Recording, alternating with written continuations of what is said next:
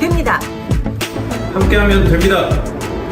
백운기의 정원TV 함께하면 곧 100만 됩니다. 이야 사랑합니다. 여러분 끝까지 함께 갑시다. 함께하면 됩니다.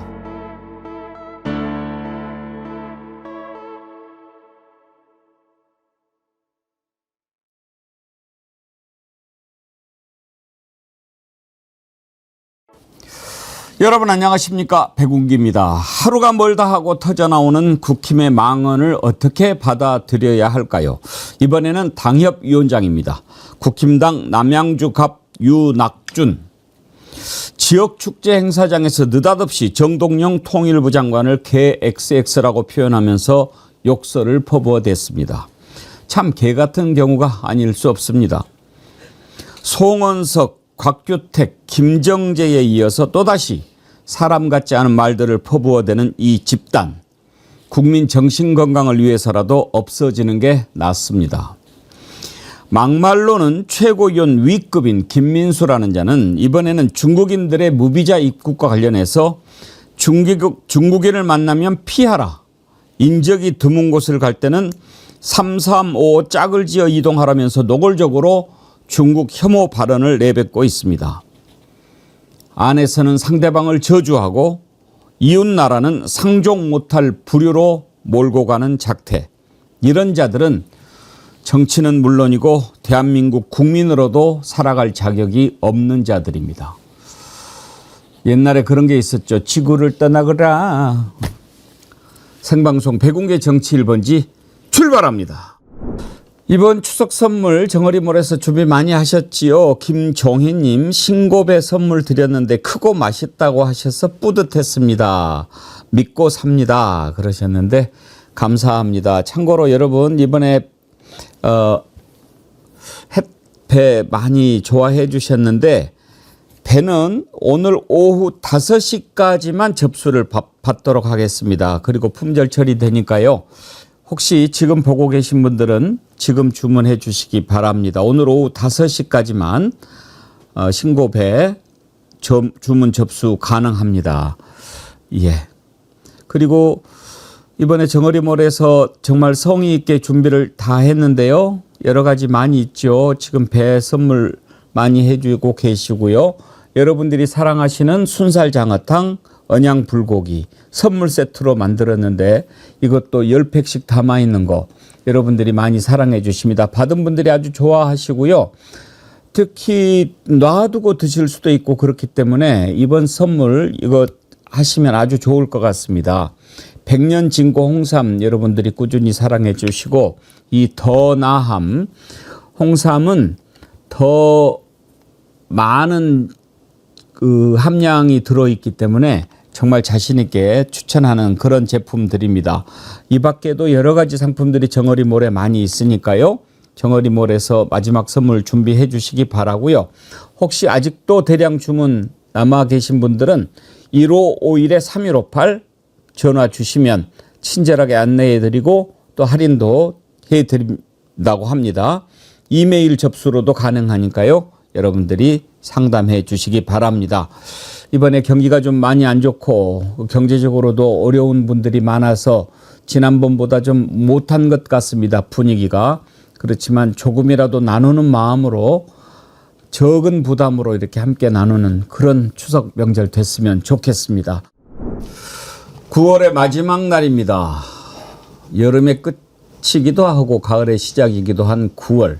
여름도 있고 가을도 있고 그래서 그런지 참 아쉽고 짧고 그렇죠. 오늘 9월 마지막 날인데 10월 청량한 10월에는 좀 좋은 소식 많이 있으면 좋겠습니다. 오늘도 참 인간이 아닌 당 얘기를 하려고 하니까 마음이 무거운데요. 이런 막말을 며칠간 계속 다루다 보니까 이걸 다뤄야 하나 말아야 되나 참 망설여집니다. 다루자니 제 입도 더러워지고 마음도 더러워지고 여러분들도 힘드시고 안 다루자니 또 이자들 계속 이럴 것 같고 혼낼 건 혼내고 가야 되지 않겠습니까? 오늘 함께 하실 세 분 패널 소개합니다. 김성환 시사평론가님 반갑습니다. 네, 안녕하세요. 전혜연 민주연구원 본장 오셨습니다. 안녕하세요. 예, 강수영 변호사님 함께합니다. 안녕하세요. 오늘 이 내용을 다뤄요 말아요. 참나. 아니 계속 이러면 조금 조심이라도 할 텐데 경쟁하는 것 같습니다. 이번에는 경기도 남양주갑의 당협위원장이라고 하는 자더군요. 유낙준. 지역축제 행사장에서 할 말이 있고 안 할 말이 따로 있죠. 그런데 느닷없이 나와가지고 욕설을 퍼부어댔습니다. 한번 보시죠.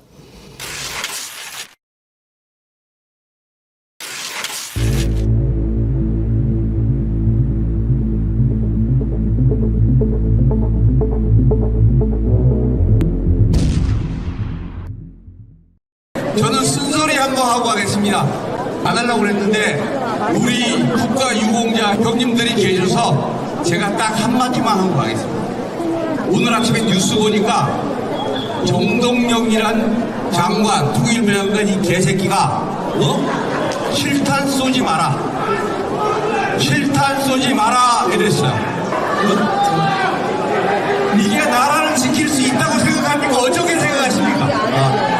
후년에도 맷돌 축제 하려면 우리나라가 군인은 사격을 하고 훈련 연습을 해야 됩니다. 이걸 국가에서 못하게 하면 안 돼요. 그런 사람은 개자식이에요. 제가 다시 한번 말씀드리고 그냥 조금 진정하시고요. 행사는 해야죠. 네. 보니까 마성 맷돌 마루 축제? 지역 축제인 것 같은데 저기에서 저런 말을 합니다. 김성환 평론가님, 유낙주는 어떤 자식입니까?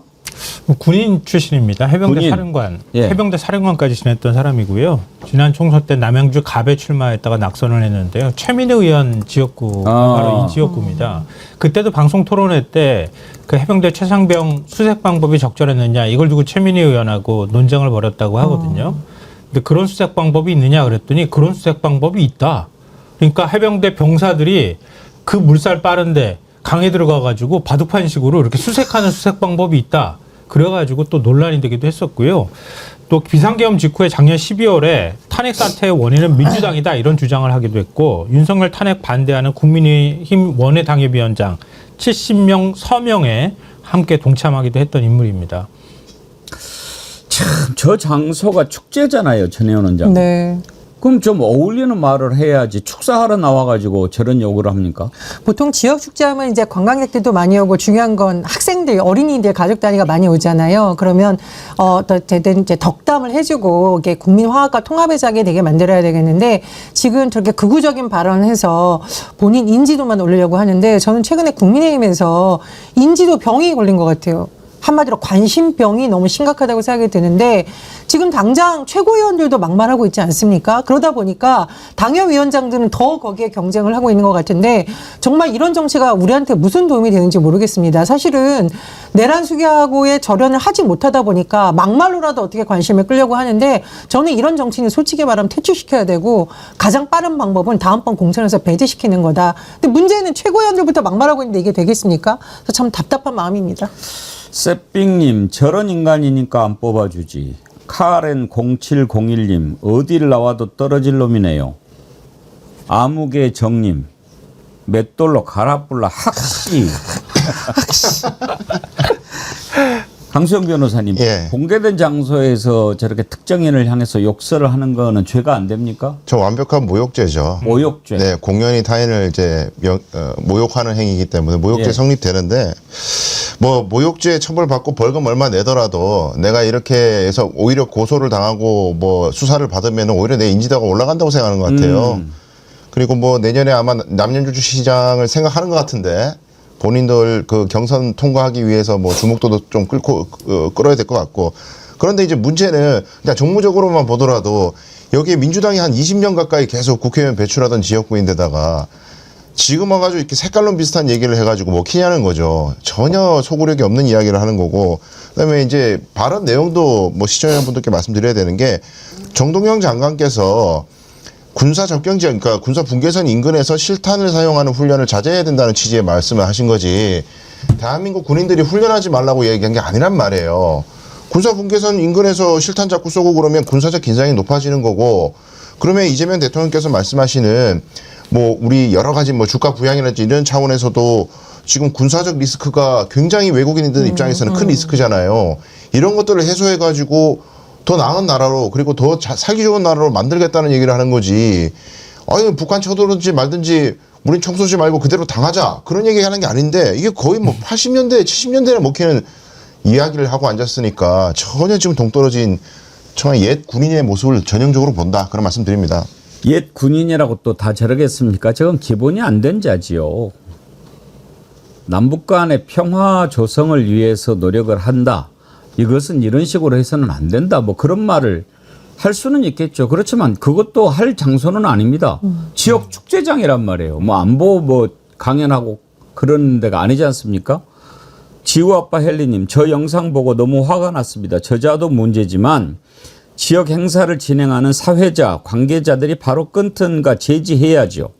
자질 없습니다. 지역 행사가 전당대회입니까? 100번 옳은 말입니다. 지구아빠 헬리님도 이 전문 사회자거든요. 아주 사회를 잘 보시는 분인데. 그 지역 축제는 지역의 세금으로 운영이 됩니다. 그리고 지역의 소상공인이라든가 관광 관련 분들이 그야말로 특수를 누릴 수 있는 곳이에요. 그렇기 때문에 저거는 거의 변호사님 업무방해 아닙니까? 저렇게 되면 사실상 그렇죠. 업무방해 아닙니까? 다들 불편해서 나가잖아요. 다 불편해서 나가고 욕하고 저기 가지 말자 이렇게 되는 거. 자기 때문에 그 지역 소상공인들 피해받고 저거 준비했던 공무원들은 저것 때문에 또 지역 망쳤다라고 지적받을 수 있고 지금 뭐 하는 건지 모르겠어요. 영상 그리고 보니까 어떤 분은 일어나서 항의하고 뒷자리에 앉은 어떤 여성분은 이렇게 그러니까요. 하면 안 돼 이렇게 저게 X자를 지금 하더라고요. 특정 정당의 행사도 아니고 아스팔트 집회도 아니란 말입니다. 더군다나 지금 지역 축제에 왜 많은 소상공인들이 목을 걸고 있냐면은 우리나라 계엄 터진 이후에 관광객들 얼마나 많이 줄었어요. 한국 전쟁 나는 거 아니야? 저기 뭐 구테타 이렇다 하면서 제일 많이 피해봤던 사람들이 소상공인하고 관광업체예요. 지금 그거 살리려고 다 지자체가 비상이고 제가 사실은 이 K컬처 공약장 하면서 관광업계 분들 보면 우는 분들도 있어요. 우리가 뭘 잘못했냐. 윤석열이 잘못해가지고 관광객 안 오는데 살려달라고 지금 절규를 하고 있는데 지역에 오히려 그런 정서를 살펴야 되는 사람이 저딴 말을 합니까? 저거 제가 보기에 소상공인들하고 관광업체들한테 정말 신만 받아야 된다고 생각이 들고 제가 한 말씀만 더 드리겠습니다.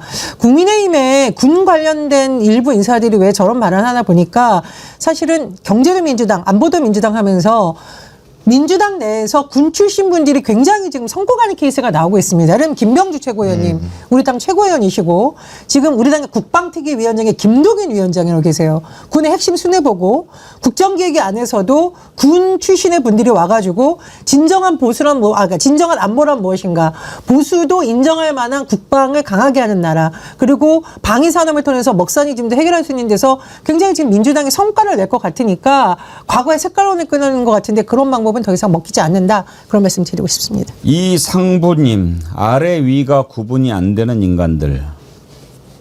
입으로 배설을 하고 있는 거죠. 그런데요, 지금 국힘당은 요즘에 뭔가가 쓰인 걸까요? 하루가 멀다 하고 지금 그렇습니다. 어제도 그런 것을 지적을 하면서 이제는 정말 정신 차리겠지 했는데 김정재 보십시오. 그 전에 곽규택 어땠습니까? 송원석은 아직도 사과하지 않고 있습니다.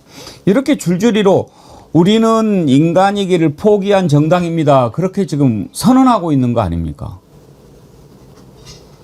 더군다나 김정재는요, 말도 안 되는 핑계를 댔죠. 호남에서는 산불 안 나나 해놓고 이거 경상도 사투리라 뭐 그렇게 됐다고 그러는데 그건 경상도 사투리 때문에 그랬다고 한다면 경상도 말은 나라 말씀이 아닙니까? 그러면 경상도 사람들은 어떻게 되는 겁니까?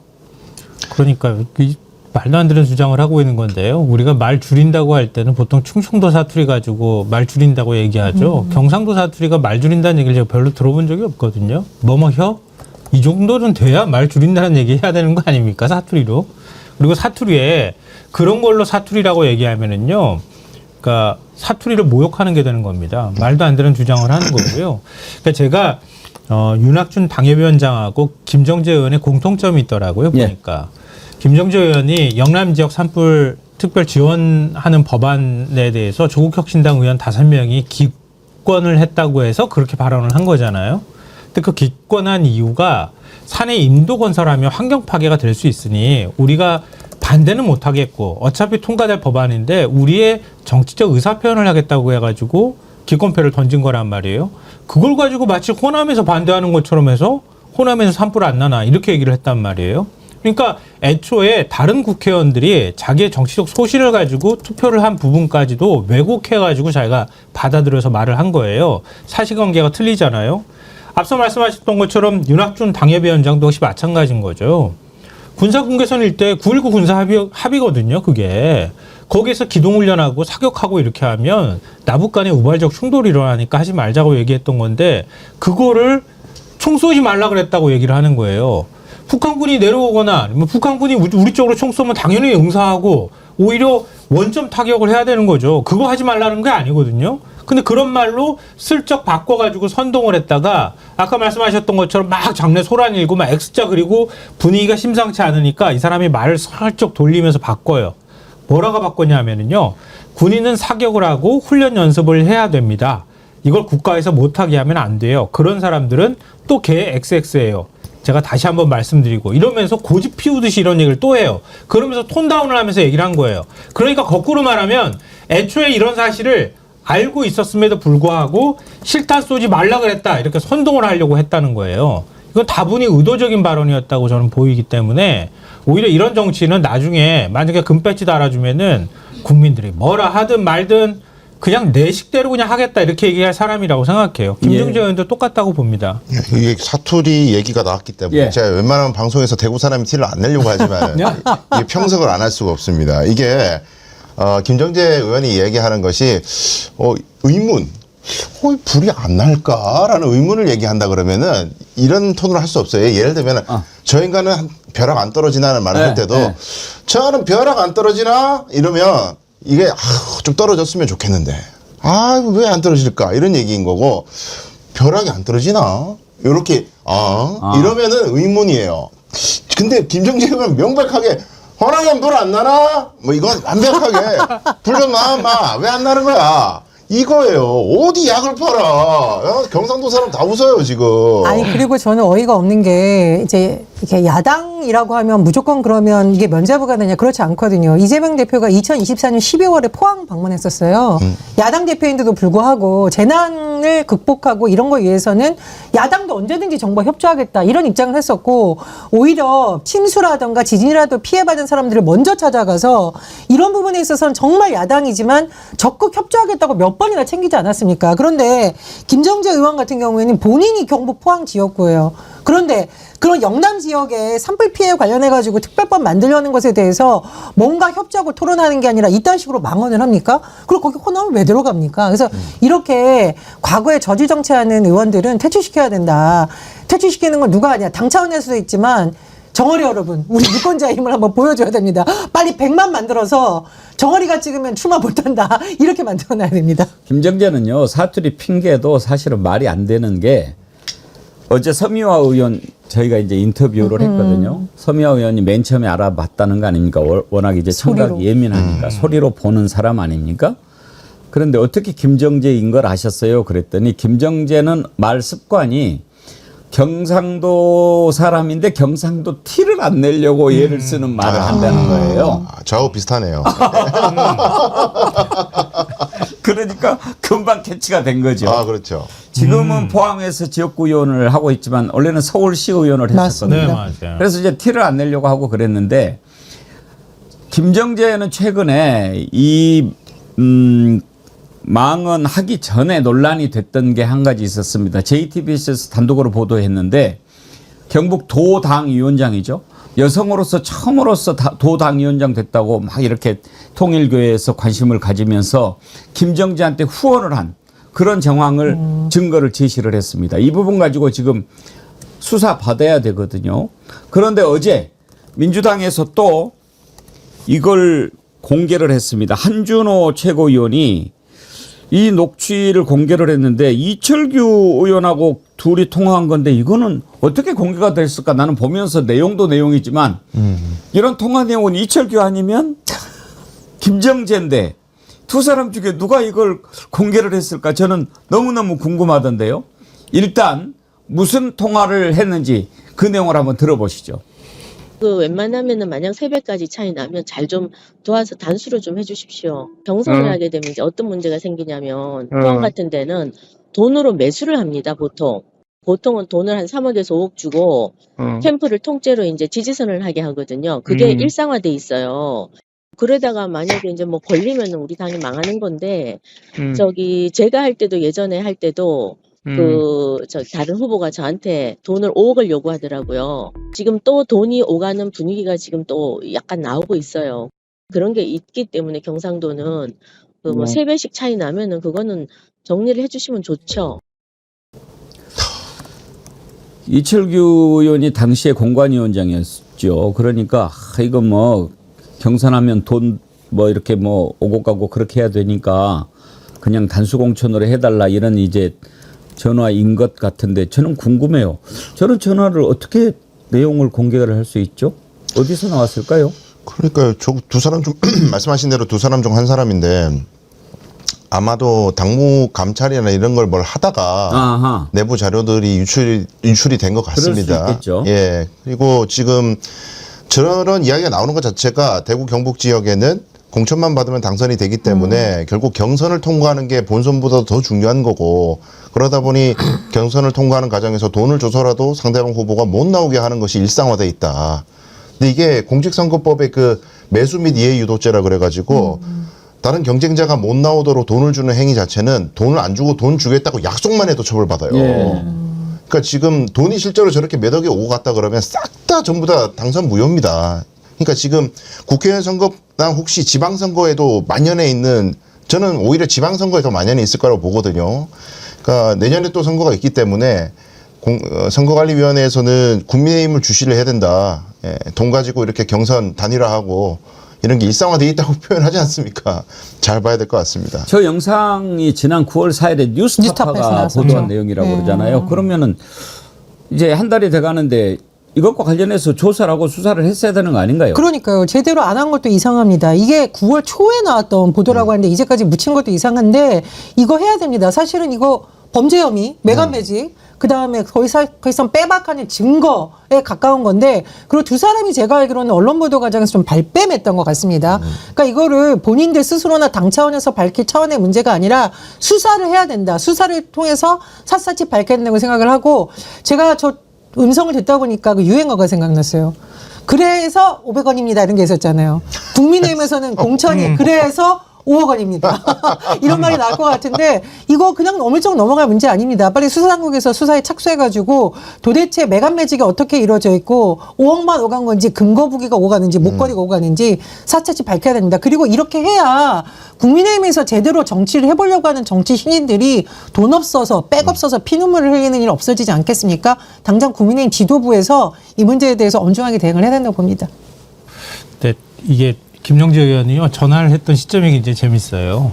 국민의힘이 당시에 포항 북구가 후보가 되게 많았어요. 4명인가 됐거든요. 그러니까 그 후보 중에서 행정관 출신에 그러니까 대통령실에 들어가 있던 친구도 한 명이 들어가 있었던 거예요. 제가 친구라고 하니까 좀 그런데 이부영 대통령실 행정관이 들어가 있었거든요. 그러니까 당시에 대통령실에서 행정관 꽂아가지고 행정관이 이번 총선에 많이 이제 당선이 됐으면 좋겠다 이런 얘기가 돌았던 시점이에요. 경쟁이 굉장히 치열한데 이부영 행정관이 막 지지율이 치고 올라오는 상황이었던 거예요.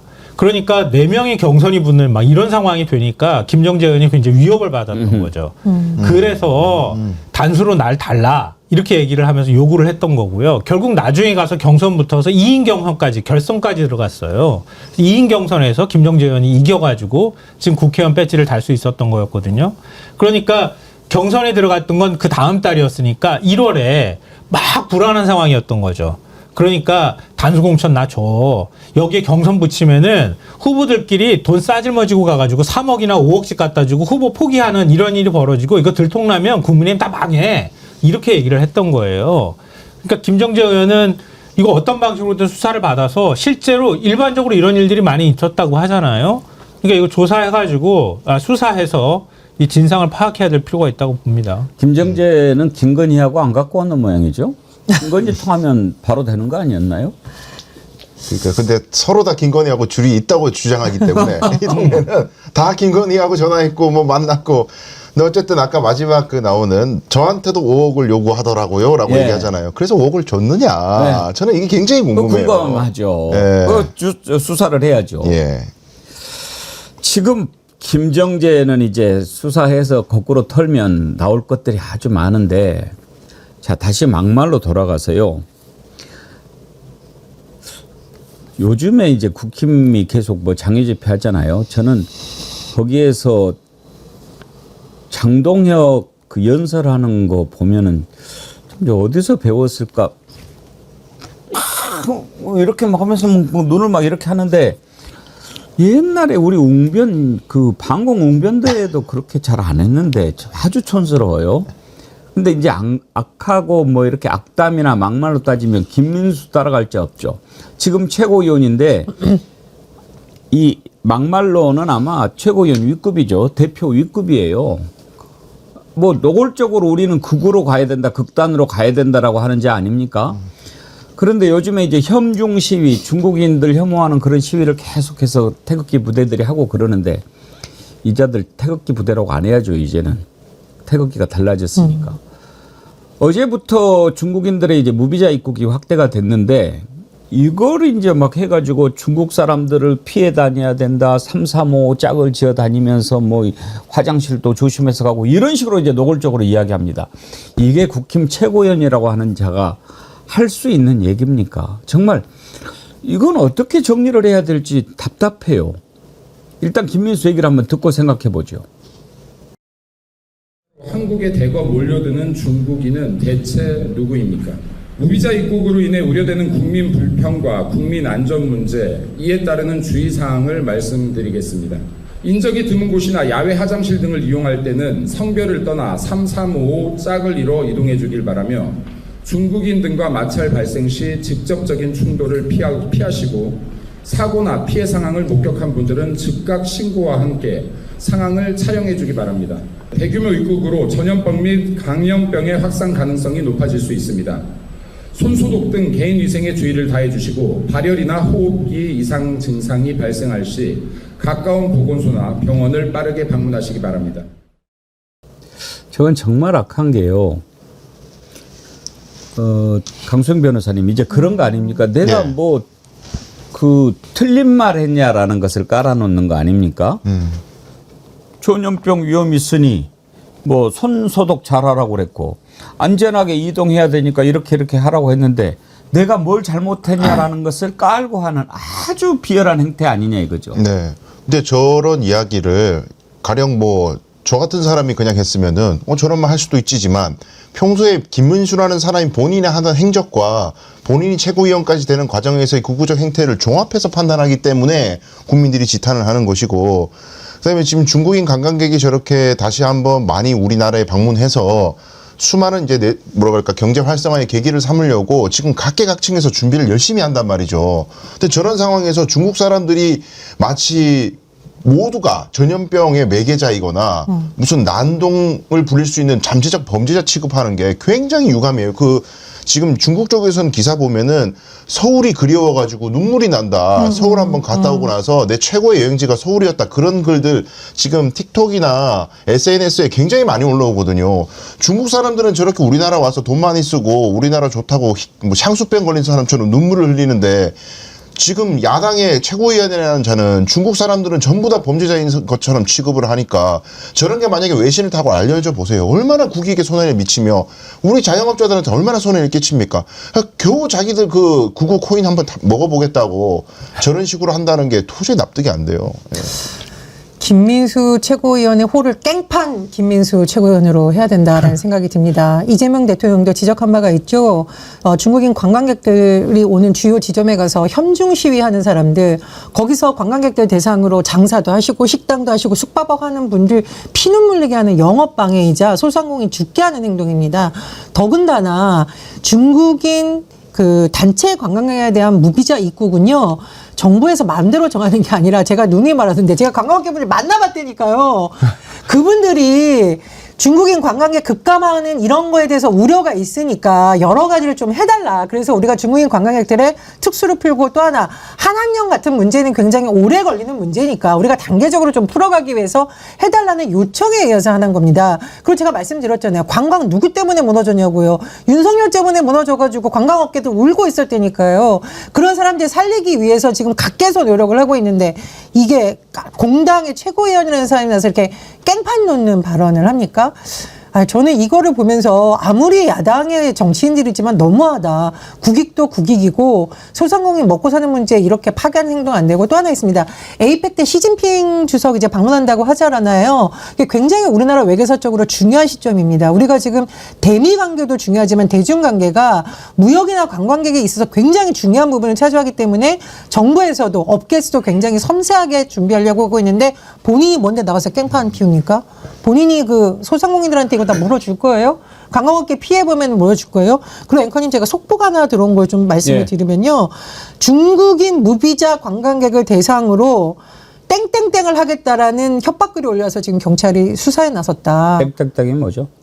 테러를 하겠다고? 칼부림을 하겠다는 거죠. 지금 아침에 뭐 난리가 났다라고 하는데 이게 다 연관이 있는 거거든요. 오히려 이런 걸 말려야 될 이런 자들이 조장을 하니까 그렇습니다. 조장하니까 그렇습니다. 그리고 우리는 왜 제가 이 얘기를 말씀드리냐면 코로나 때 미국에서 일부 극우자의자들이 중국인을 비롯한 아시아인들이 코로나 전염시킨다라는 그 글이 올라와서 거기에는 우리 교포들이 특히 여성들이 폭행에 타깃이 된 적이 있습니다. 실제로 그런 일이 일어났었거든요.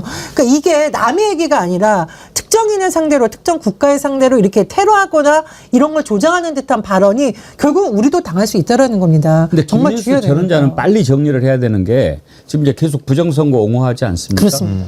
아주 나쁜 것을 전파시키는 그런 그 바이러스의 근원이에요. 이번에도 김민수가 국가정보자원 관련 화재 난 걸 가지고 이게 화재냐 방화냐 지금 계속 그렇게 이야기를 하고 있어요. 그쪽으로 몰고 가려고 하는 거란 말이에요. 나경원 의원도 비슷한 얘기 지금 하고 있잖아요. 그러니까 지난번에 조지아 사태 발생했을 때 미국 내 마가 세력은 환호성을 질렀다고 하잖아요. 아니, 우리나라에서 이제 색깔 다른 인종이 와가지고 우리 거 다 뺏어가는데 내쫓길 잘했다. 막 속 시원하다 이런 반응을 보였다고 하는데요. 김민수 최고위원이라고 하는 사람도 저는 비슷하다고 생각해요. 전 굉장히 사악한 사람이라고 생각하는 게 뭐냐면요. 제가 보수 쪽 인사를 만났어요. 김민수 최고위원 왜 저래? 왜 저렇게까지 사람이 하는 거야? 이렇게 얘기를 했더니 딱 한마디로 이렇게 정리해서 얘기해 주더라고요. 자기가 지금까지 정치 생활하면서 이렇게 보수 쪽에서 환호받은 게 처음이기 때문이야. 이렇게 설명해 주는 거예요. 그동안에 국민의힘 대변인도 하고 계속 정치 활동을 했잖아요. 출마도 하고. 출마하다가 제대로 이제 되지도 못하고. 분당이니까 지역구가.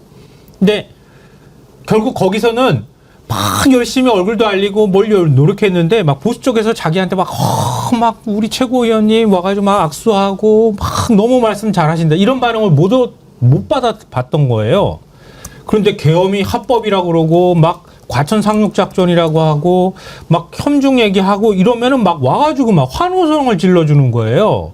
여기 취해버린 거지 지금. 그러니까 그동안 국힘을 지지했던 전통적인 보수층이 다 떨어져 나가고 이제 환멸을 느끼고 그리고 이제 완전히 극우의 찌끄레기들만 남아있는 그런 상황에서 이번 전당대회가 치러진 거 아닙니까? 그러니까 그쪽 극우표의 지지로 최고위원이 될 수가 있었던 거죠. 그걸 자기는 마치 국힘을 지지하는 전통적인 보수층의 지지를 받고 있는 것으로 착각하는 거죠. 그래서 나중에 어찌됐든 간에 당내 경선 뚫지 못하면은 후보가 되지도 못하니 경선 못 들어가지고 이번에 후보가 못 됐었거든요. 지난 총선 때. 경선 뚫으면 된다.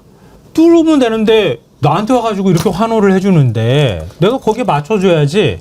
이런 식의 생각을 하고 있는 거예요. 그러니까 이런 사람들은 절대 정치하면 안 되는 겁니다. 지금 김민수 이자 같은 경우에는 완전히 극우 쪽의 논리로 서가지고 자기 정치 생명을 이어가 보려고 하는데 이런 사람들을 빨리빨리 정리해야 되는 이유가 지금 중국 혐오 계속 하는데 이게 맥을 같이 합니다. 지난번에 코로나19 사태 때도 황교안은 끝까지 그러니까 코비드 19이라는 말을 쓰질 않았어요. 우한 폐렴이라고 썼어요. 이건 중국에서 무조건 그냥 딱 특정을 지어놓고 우한 폐렴, 우한 코로나 끝까지 그랬던 거거든요. 트럼프도 아마 그때 그랬을 거예요. 맞아요. 이런 식으로 해서 딱 타겟을 정해놓고 하는데 세계보건기구가 정한 명칭이 있지 않습니까? 그걸 따르지 않고 계속 그러면 저는 궁금한 게 중국하고 어떻게 하자는 겁니까? 이자들은 싸우자는 겁니까? 그러니까 이거는 이 사람들이 과거에 이제 우리 북한에 대해서 적대감을 계속 조장하면서 뭐라 그래요? 레드 컴플렉스라고도 표현하죠. 그런 걸 통해서 정치적 이익을 얻었던 그 예전의 냉전 논리를 새로 좀 개량을 해가지고 10대, 20대에게 소구력이 있는 패턴으로 바꾼 게 현종 정서예요. 10대, 20대들은 북한에 대한 혐오, 그런 것들 별로 감이 없어요. 전쟁으로부터 너무 멀리 태어났고. 그런데 중국은 굉장히 싫어합니다. 말씀하신 대로 코로나 문제라든지 뭐 미세먼지라든지 여러 가지 이유를 통해서 중국에 대한 편견들이 심어져 있는 상황에서 인터넷을 통해서요. 이런 것을 이용해 가지고 중국 편 드는 사람 곧 민주당이다. 그러니까 민주당은 나쁜 자들이야. 단순하게 이 논리를 밀어붙이는 거예요. 근데 나중에 그게 우리 국익에 어떤 해악을 미치고 중국 시장에 어떤 영향을 미치면 우리 기업들의 이익에 얼마나 손해가 미쳐지는지 이런 것도 논외로 하고 감각적으로 선동하는 거에만 이용한다는 거죠. 그렇죠.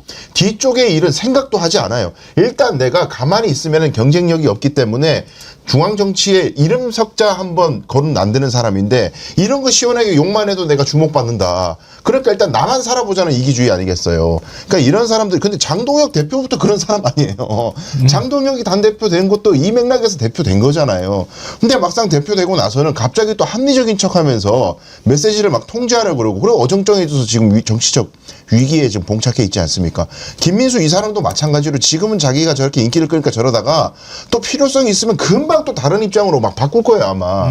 그러니까 이해관계와 이익에 따라 가지고 자기 철학 없이 움직이는 사람들이기 때문에 근데 문제는 저런 사람들의 말을 여유 있게 기다려줄 만큼 우리나라의 상황이 여유 있지 않다는 거죠. 말씀하신 대로 빨리 정치계에서 퇴출하지 않으면 위험하다 그런 생각이 듭니다. 요즘 극우 세력들이 천멸중공이라고 하는 글자 쓴 거 티셔츠 입고 다닌다잖아요. 천멸? 예, 천멸중공. 하늘이 중국을 멸망시킬 거다. 이런 의미라고 그래요. 그리고 돌아다닌다고 하는데요. 디스인사이드나 아니면 SNS에서는 이런 얘기가 오고 간다고 하는데요. 국정자원이 무비자 입국에 맞춰 행정 시스템을 마비시켰다. 월요일에 중국 특수부대가 들어온다. 겸사겸사해서 부정선거 데이터도 지우려고 한다. 이런 얘기들을 주고받는다고 해요. 그러니까 그런 사람들한테 일종의 확신을 심어주는 거예요. 국민의힘 공당의 최고위원이라는 사람이 이렇게 얘기를 해주면 아, 내가 의심하는 게 맞구나. 이러니까 이런 사람들이 또 활개치고 다닐 수 있는 거잖아요.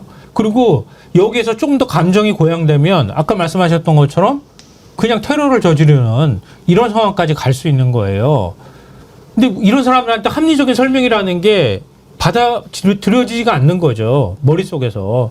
그러니까 미국에 가서 한국인이 모든 사람들은 다 똑같은 인권을 가지고 있는 존재야 이렇게 얘기하면 마가 세력이 인정 안 하는 거랑 비슷한 꼬라지예요.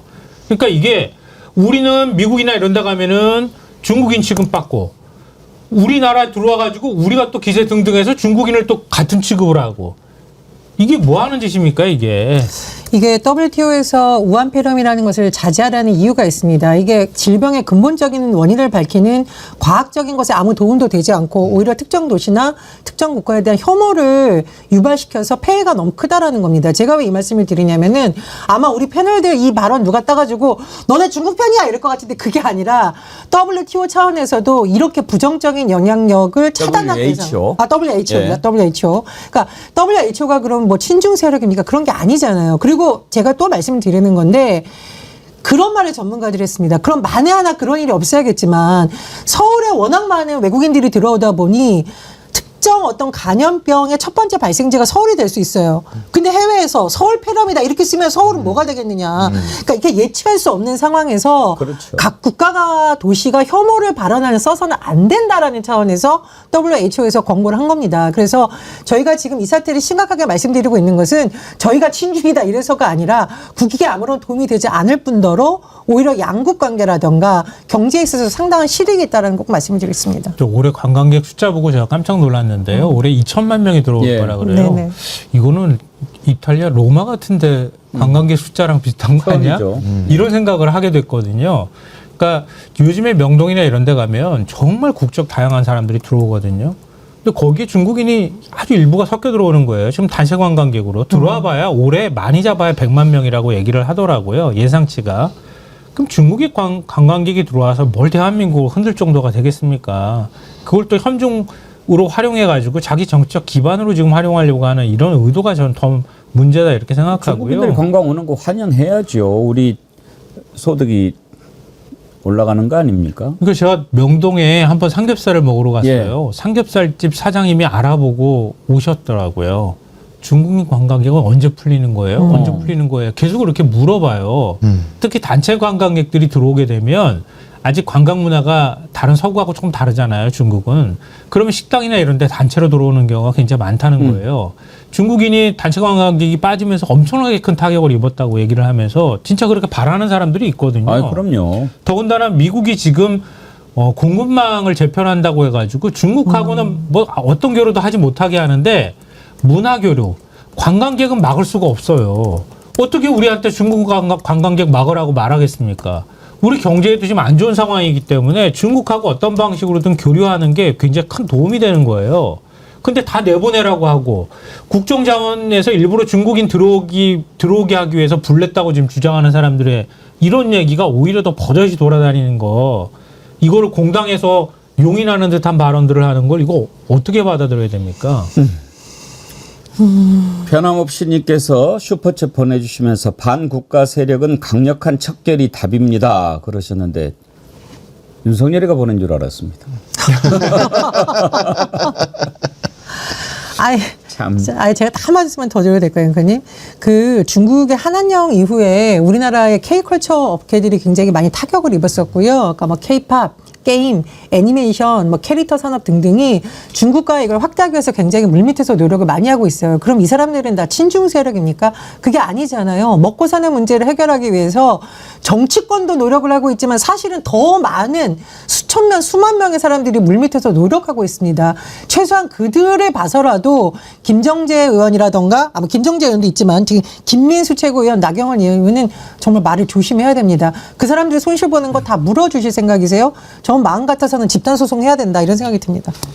예, 참 귀를 더럽히는 자들이 너무나 많지요.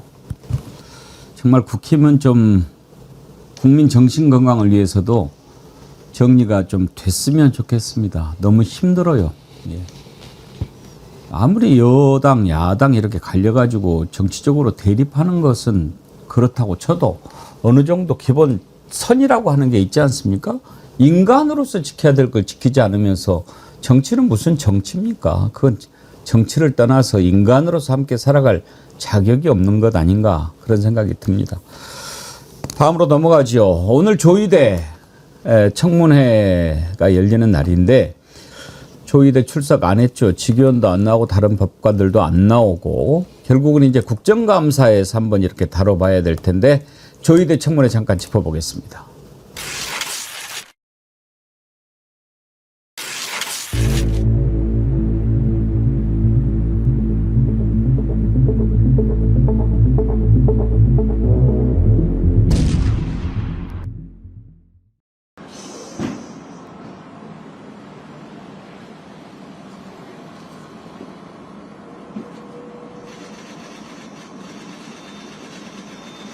대법원장님, 청문회 불출석 이후 한 말씀 부탁드립니다.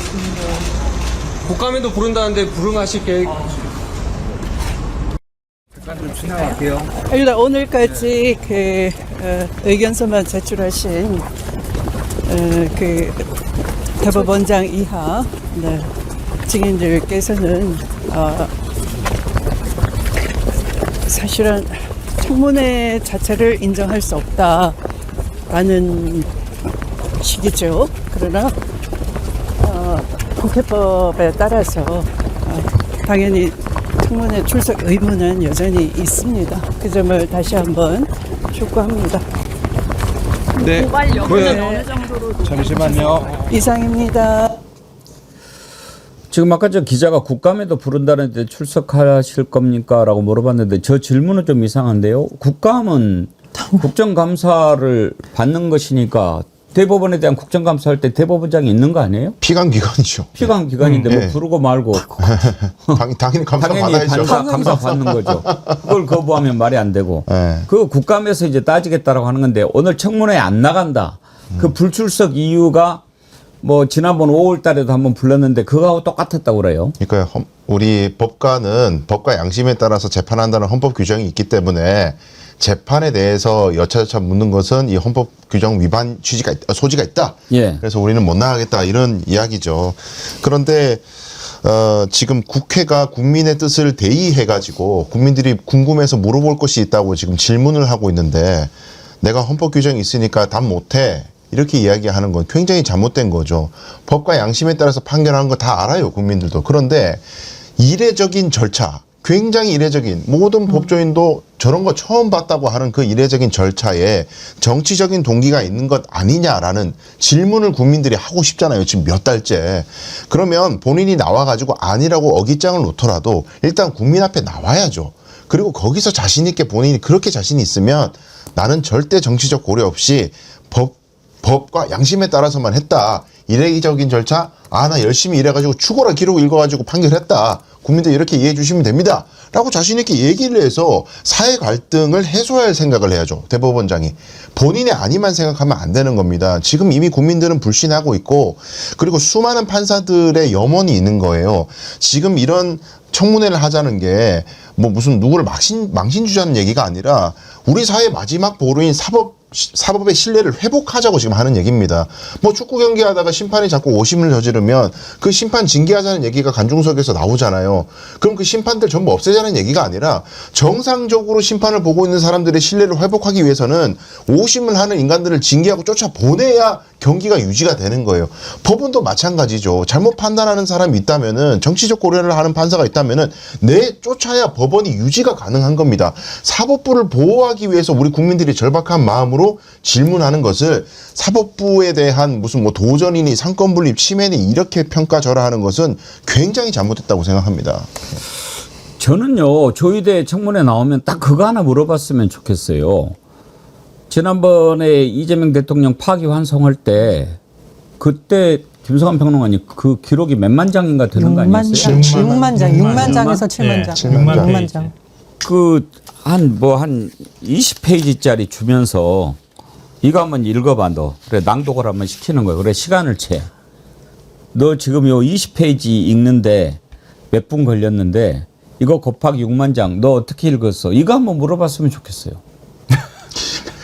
아니 근데 그 되게 웃기는 게 처음에는 논란이 돼가지고 그 수사 기록 다 검토했냐 그렇게 빠른 시간 안에 어떻게 그럼 선고를 할 수 있느냐 이렇게 얘기를 하니까 대법원에서 아니 굳이 그거 볼 필요 없다 이렇게 얘기를 했었어요. 안 보고 해도 돼요? 그러니까 연구관들이 있으니까 연구관들이 해가지고 올리고 그리고 그거는 사실관계를 다투는 게 아니다. 대법원은 사실심이 아니지 않느냐 법률심이기 때문에 안 봐도 괜찮다 이런 식으로 얘기했어요. 근데 그리고 난 다음에 이게 계속 논란이 되니까 그 다음에는 기록을 다 검토한 것처럼 또 말을 살짝 바꿔요. 이런 식의 태도들이 국민들한테 불신을 사고 있는 거고요. 그리고 대법원장이 국회 나오면 막 꺼질 것처럼 막 국민의힘에서 난리잖아요. 이거 뭐 독재라 그러잖아요. 근데 지난번에 김명수 대법원장 얘기 제가 말씀드렸죠. 김명수 대법원장 임성근 부장판사와 관련해가지고 거짓말했다고 거짓말을 담고 있는 서면 답변서 제출했다고 국민의힘 의원들이 법사위에 김명수 대법원장 끌어다 놓겠다고 난리를 쳤어요. 예. 근데 그 부결됐거든요. 부결되니까 국민의힘 의원들이 대법원으로 달려간 거예요. 막 가가지고 대법원 가가지고 1인 시위하고 항의하고 난리친 거거든요. 자기들은 그러면 왜 대법원장 국회 나오라 그랬어요. 대법원장 국회 나오면은 사법권 독립 막 침해되고 난리가 난다며요. 자기들이 그렇게 했던 건 생각도 안 하고 지금 대법원장은 훨씬 더 심각하잖아요. 지금 사법 독립이 흔들리고 있다고 국민들이 생각하고 있는데 그 당시에 그렇게 얘기했던 사람들이 지금 막 저렇게 호들갑스럽게 얘기하는 거 보면서 진짜 헛웃음이 안 나올 수가 없어요. 근데 저는 조희대 대법원장이 그럼 청문회 안 나와. 그럼 국민들이 그렇구나 하고 이거 인정을 할 수 없는 불신의 상태는 점점 더 유지가 될 거고 점점 더 분노는 커질 거란 말입니다. 그러면 사법부의 수장으로서 변호사님 잘 지적해 주셨듯이 이 사태를 수습하기 위해서 뭔가 대책을 내놨나요? 그것도 아니에요. 지기현 재판부에 법관 한 명 추가한다 왜 나온 게 도대체 뭐가 있냐고요. 이 불신 상대로 본인이 자리 지켜가면서 계속 끌고 나가니까 이거 뭐야, 뭐 조희대 왕국이야 이런 말이 나오는 겁니다. 본인은 이것을 불신해석이 한 아무것도 안 하고 청문회만 출석 안 하는 거 이거 정말 비겁한 행동 아닙니까? 전국에 있는 법관들이 오히려 부끄러워할 모습이라 생각이 듭니다. 지금 조희대는 대법원 파기환송 그 의혹뿐만 아니라 한두 가지가 아닙니다. 한덕수 만났는가. 지금 그 부분에 대한 의혹도 있고 그래서 그렇게 했을 것이라고 저는 생각합니다. 그리고 직위원과 관련해 가지고 지금 대법원 윤리감사실 5달이 돼 가는데도 아무런 걸 내놓지 않아요. 지난번에 뭐 민간인이 참여하는 뭐 감사위원회인가 뭐 한다고 하는데 최종적으로 감사위가 공수처 수사부 결론을 보류시켰어요. 공수처 조사 결과를 보고 처리하자. 그러면 감사위도 보류하고 어떻게 하라는 겁니까? 그러니까 이거 원래 대법원의 의도였다고 저는 생각해요. 그러니까 윤리감사 한 5개월 끌었잖아요. 그래가지고 감사를 뭘 했다는 얘기예요 도대체. 직위원한테 얘기만 듣고 말았다는 얘기입니까? 그 룸사롱 간 적이 있는지 없는지 동행자가 누군지 그리고 계산은 누가 했는지 확인은 제대로 한 겁니까? 근데 지금 감사위원회 회의 7명이거든요. 외부위원이 6명인데 감사위원회에 대법원에서 자료를 올렸을 거 아닙니까? 이 징계를 줘야 됩니까? 어떻게 해야 됩니까? 물어보기 위해서. 근데 감사위원들이 받은 자료 보니까 이거 판단이 불가능한 자료를 줬다는 거 아니에요. 이 얘기 뭐냐면 5개월 끌어서 직위원 일단 재판장으로 그대로 둔 상황에서 감사위원회에 제대로 된 자료도 안 주고 그리고 난 다음에 감사위원회가 공수처 수사 결과 보고 판단할래. 그렇게 얘기하면 1심 끝날 때까지 직위원이 판결하겠다고 얘기하는 거랑 똑같은 거잖아요. 그러니까 이게 스토리가 이렇게 되는 것 같습니다. 그 지금 감사위원회에 나오는 얘기를 좀 더 디테일하게 나온 기사를 보니까 지금 나와 있는 사실관계만으로는 직무 관련성이 있다고 단정하기 어렵다. 이 얘기는 뭐냐면은 술집에 갔고 술을 마셨는데 그게 직무 관련성이 있어서 먹었는지 아니면 그냥 친한 사람하고 마신 건지 그걸 모르겠다. 이 얘기 같거든요. 근데 그때 알려졌던 게 그때 동석했던 사람들이 변호사라는 얘기가 있었단 말이에요. 본인의 법조 동료 혹은 후배. 그러면 보통 변호사들이 판사와 술을 마실 때는 원하는 게 있을 때 마십니다. 그리고 본인이 직접 아니더라도 뭐 쿠션 먹인다고 표현을 많이 하는데 내가 내 사건 판사를 만나가지고 술 먹이고 이런 말이 안 돼요. 그건 아무리 이 대안의 공의가 떨어져도 그건 안 돼요. 그러니까 건너서 다른 사람이 뭔가 원하는 게 있어. 야, 너 그 판사랑 친하지? 한잔해. 한잔하면서 얘기 좀 해줘. 그럴 수는 있단 말이에요. 충분히. 근데 그거를 모르겠으니까 공수처 수사를 기다려서 판단할게요. 지금 이런 식으로 책임을 회피한단 말이에요. 근데 이런 얘기를 하려고 그러면은 그동안에 5개월 동안 어떤 조사를 했는지 과정을 밝히면서 얘기해야 돼요. 우리가 나름대로 열심히 인터뷰를 해보니까 지금 하나 기사 한 줄 나온 게 여성 종업원은 동석하지 않았다는 것이 동석자의 진술이다. 요거 하나 나왔거든요. 그러니까 이 정도 수준이 아니라 평론가님 말씀하셨듯이 술값은 누가 냈고 그 다음에 참석한 사람은 누군데 그 사람들이 술을 마시게 된 경우는 이러하고 그때 대화 내용은 이랬고 직위원은 그 다음에 다시 만난 적은 없고 등등등 사실관계를 더 얘기하면서 최선을 다해서 열심히 연구했지만 우리는 강제 수사권이었기 때문에 무슨 영장 받아가지고 통신 뭐 조회를 할 수도 없고 핸드폰 뺏을 수도 없기 때문에 우리가 갖고 있는 건 요 정도지만은 의심은 드니까 공수처 수사 결과를 기다리겠습니다. 이렇게 얘기가 돼야 되는 거죠. 근데 이렇게 중성적으로 잘 모르겠어요. 그렇죠. 너무 무책임하다는 거예요. 문제는 이러는 사이에 시간이 간다는 거죠. 계속 직위원은 윤석열 재판, 내란 재판을 하고 있는 거고 가장 많은 지지를 받고 있는 대통령 후보는 며칠 만에 그냥 파기환송 시켜가지고 날리려고 하면서 직위원은 5달 동안 윤리감사관실에서 뭉개다가 좀 공정하게 민간인이 참여하는 감사위원회에서 하도록 하겠습니다 하고 넘겼는데 감사위원 누구 눈치 보겠어요. 우리는 책임 안 질래.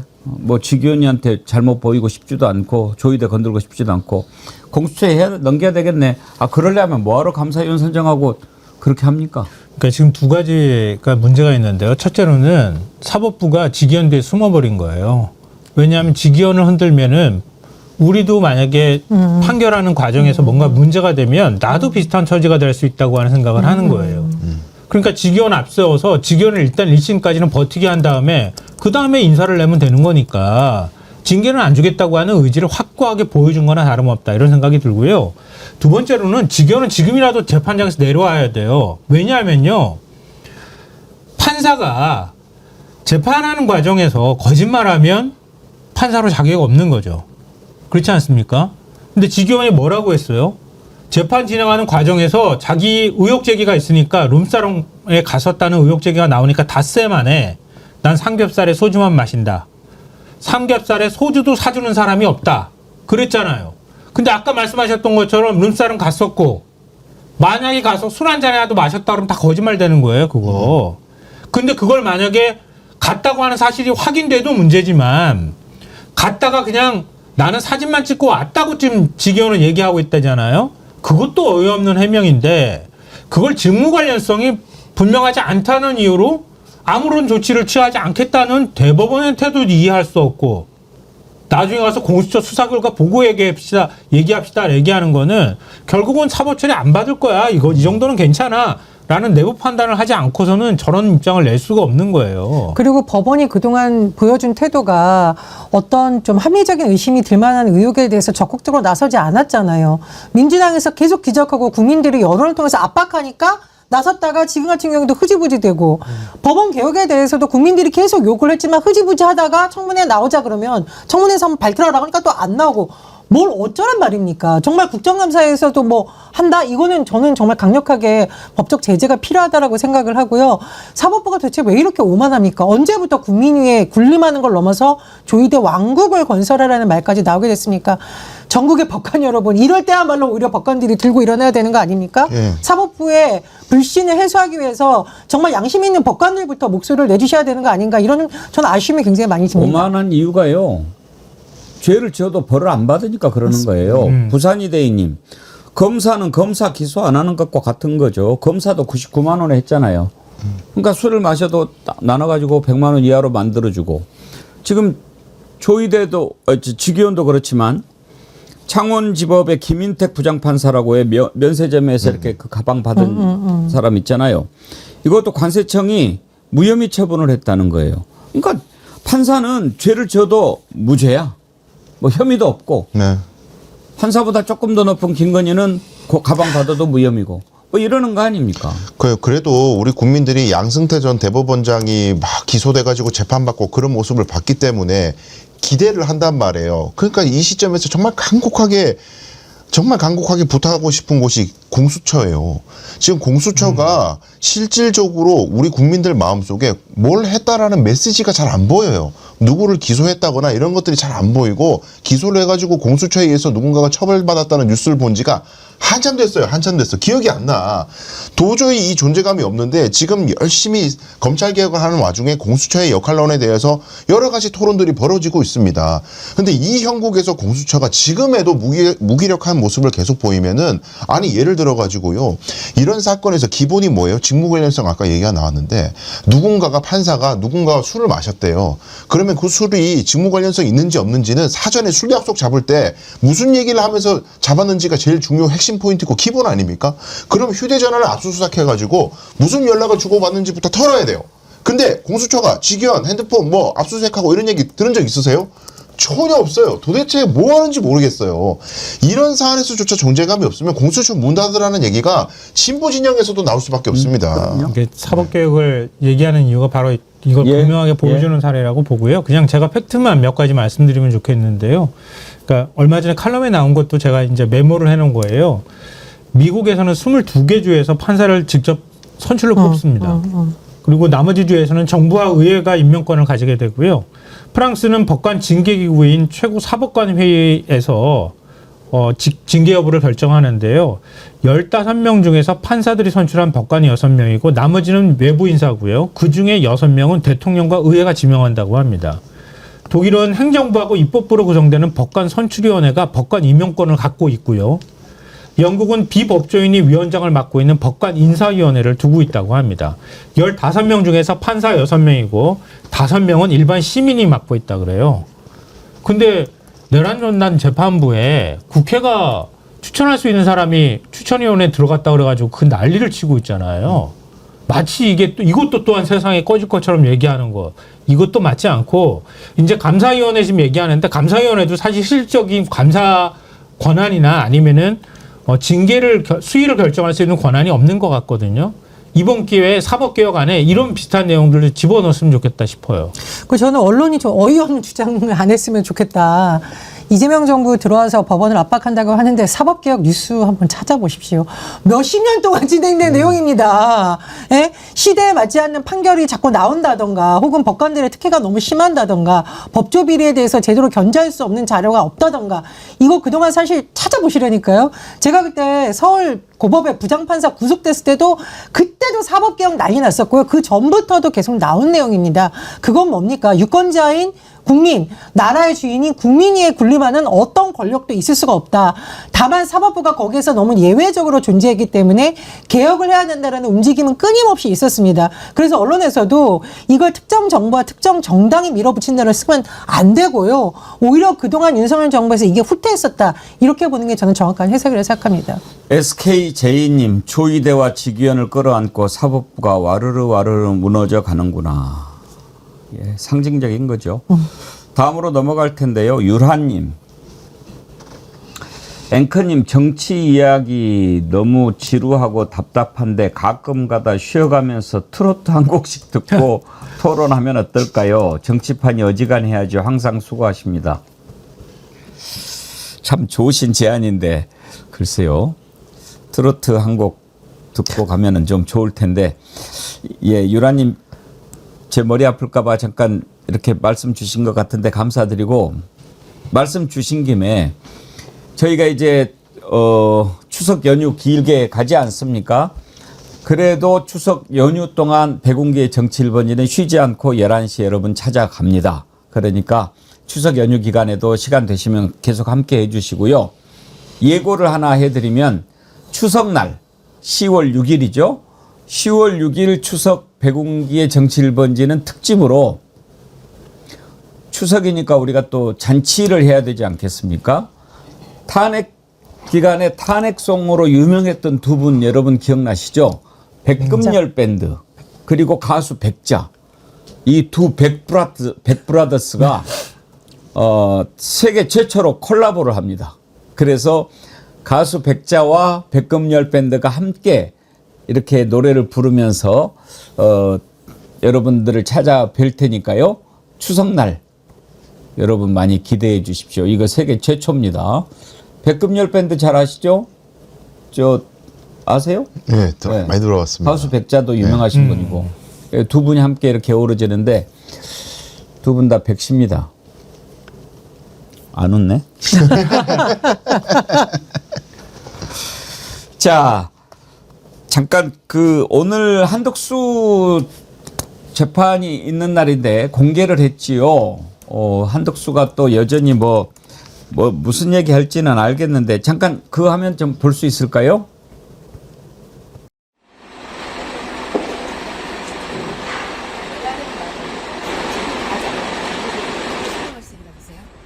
계엄 관련 문건은 저는 받지 않았다 입장 그대로신가요?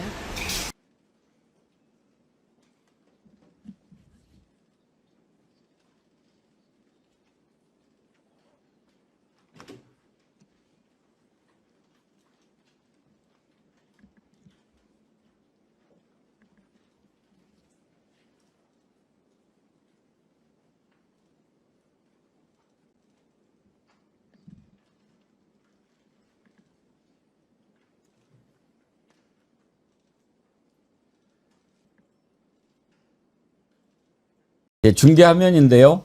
재판부가 오늘 한덕수에게 12.3 비상계엄 위헌이냐 합헌이냐 어떻게 생각하느냐 이렇게 물어봤대요. 그러니까 한덕수가 얘기하기를 40년 가까운 공무원 생활을 하면서 시장경제 국제적인 신용을 통해 우리나라가 발전해야 한다는 신념을 가져왔던 사람이다.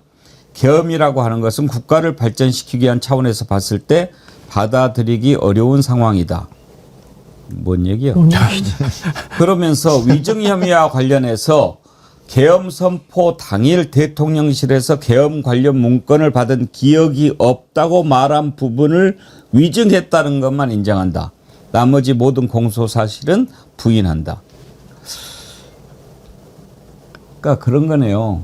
여러 가지 이렇게 혐의가 있는데 이것도 훔치고 저것도 훔치고 다 훔쳤는데 집에서 이게 발견이 됐어. 이거는 훔친 거 맞아요. 나머지는 안 했어요. 이런 거네요. 그러니까 이게 CCTV가 나와서 이러는 거예요. 예. 문건을 자기가 보고 주머니에 집어넣고 이런 장면들이 CCTV에 다 나왔기 때문에 물증이 있으니까 이건 뭐 자기가 아무리 부인한들 의미가 없잖아요. 그러니까 물증이 명확한 것만 요 얘기를 하는 거고 다른 것들은 자기가 판단할 때 변호사하고 상의를 했을 때 명확한 물증까지는 없으니까 일단 부인하고 보자. 어차피 또 구속영장도 기각된 마당에 원래 구속영장이 발부되기 전에 굉장히 신중하게 고민해요. 이거 부인했다가 혹시 또 증거인멸 우려했다 이렇게 돼서 구속되는 거 아니야? 이런 건 고민하지만 아니 구속영장이 기각돼 버리니까 이제 긴 대법원까지의 몇 년간의 재판 과정에서 갇힐 일이 없다. 그러면 뭐 시원하게 일단 부인해보고 뭐 안 되면 어쩔 수 없고 왜냐하면 이게 내랑 관련된 범죄이기 때문에 감형받아도 엄청 중형을 받는단 말이죠. 그러니까 이건 뭐 앞으로도 하여튼 그 구속영장이 기각된 게 천추의 한입니다. 이런 답답한 꼴을 계속 봐야 될 거예요. 그러니까 말이에요. 네. 지금 또 한덕수 재판은 일단 재판 자체에서 또 어떤 결과가 나올지도 봐야 되겠지만 구속돼 있는 상태에서 받는 거하고는 하늘과 땅 차이 아닙니까? 그럼요. 시간도 훨씬 단축되고요. 집중 심리를 할 수밖에 없고 구속기간 제한이 있기 때문에. 예, 그리고 심리적 압박이 엄청나죠. 본인에게. 백브라더스는 우리에게 기쁨을 선사하고 탄핵 과정에서 용기를 줬는데 한브라더스 한동훈, 한덕수 국민 마음에 짜증을 유발시키는 정말 이 뉴스를 볼 때마다 답답한데 그럼에도 불구하고 재판 중계는 그나마 다행이라고 생각을 하고요. 아쉬운 점은 구속이 안 됐다는 점입니다. 왜냐하면 한덕수가 구속이 됐다면 한덕수와 입을 맞추려는 사람들도 좀 이렇게 심리적 압박을 느껴서 윤석열 구속 이후에 핵심 관계자들이 처음엔 발뺌하다가 한 것처럼 그런 진술이 나오지 않았을 건데 이래저래 법원의 어떤 결정에 대해서 굉장히 아쉬운 부분이기도 합니다.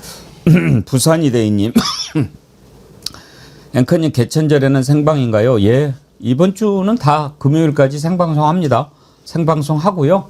다음 주에 월화 수목 또 이제 계속 여러분 함께 하는데 그 이제 우리 스태프들도 좀 쉬어야 되니까 이번 주에 녹화를 합니다.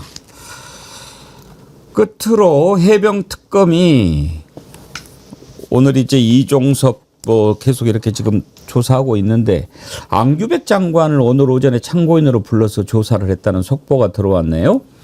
안규백 장관이 해병 순직 사건 당시에 국회 국방위 소속 국방위원장 아니었나요? 근데 임성근 당시 해병대 사단장과 통화를 했나 봐요. 이것과 관련해서 조사를 했다. 특검이 설명했는데 뭘까요, 변호사님? 그 고등학교 그 선후배 사이잖아요. 임성근하고 안규백하고. 예, 예. 아하. 고등학교 선후배 사이이기도 하고 이때 시국이 엄중한 만큼 13분 동안에 통화했다는 거는 뭔가 혹시 임성근이 앞으로 나아갈 길에 대해서 조언해 준 거 아니냐. 그런 의혹을 가질 수도 있는 거고 아니면 그냥 안내를 해줬다고 볼 수도 있는 거고 확인이 필요한 거죠. 예. 고등학교 선후배? 안규백 장관이 광주 서석고등학교거든요. 임성근은 광주 제일고로 알고 있는데. 아 그렇습니까? 예. 지금 기사는 뉴스에는 예, 고교 선후배 사이라고 그래요? 나오고 있습니다. 예.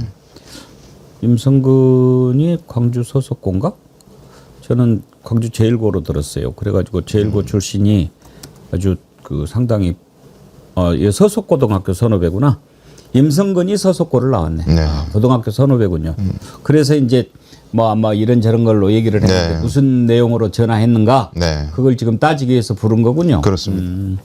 그런데 이제 지금 특검이 가장 깊이 들여다보는 것은 이종섭이 호주 대사로 런했잖아요.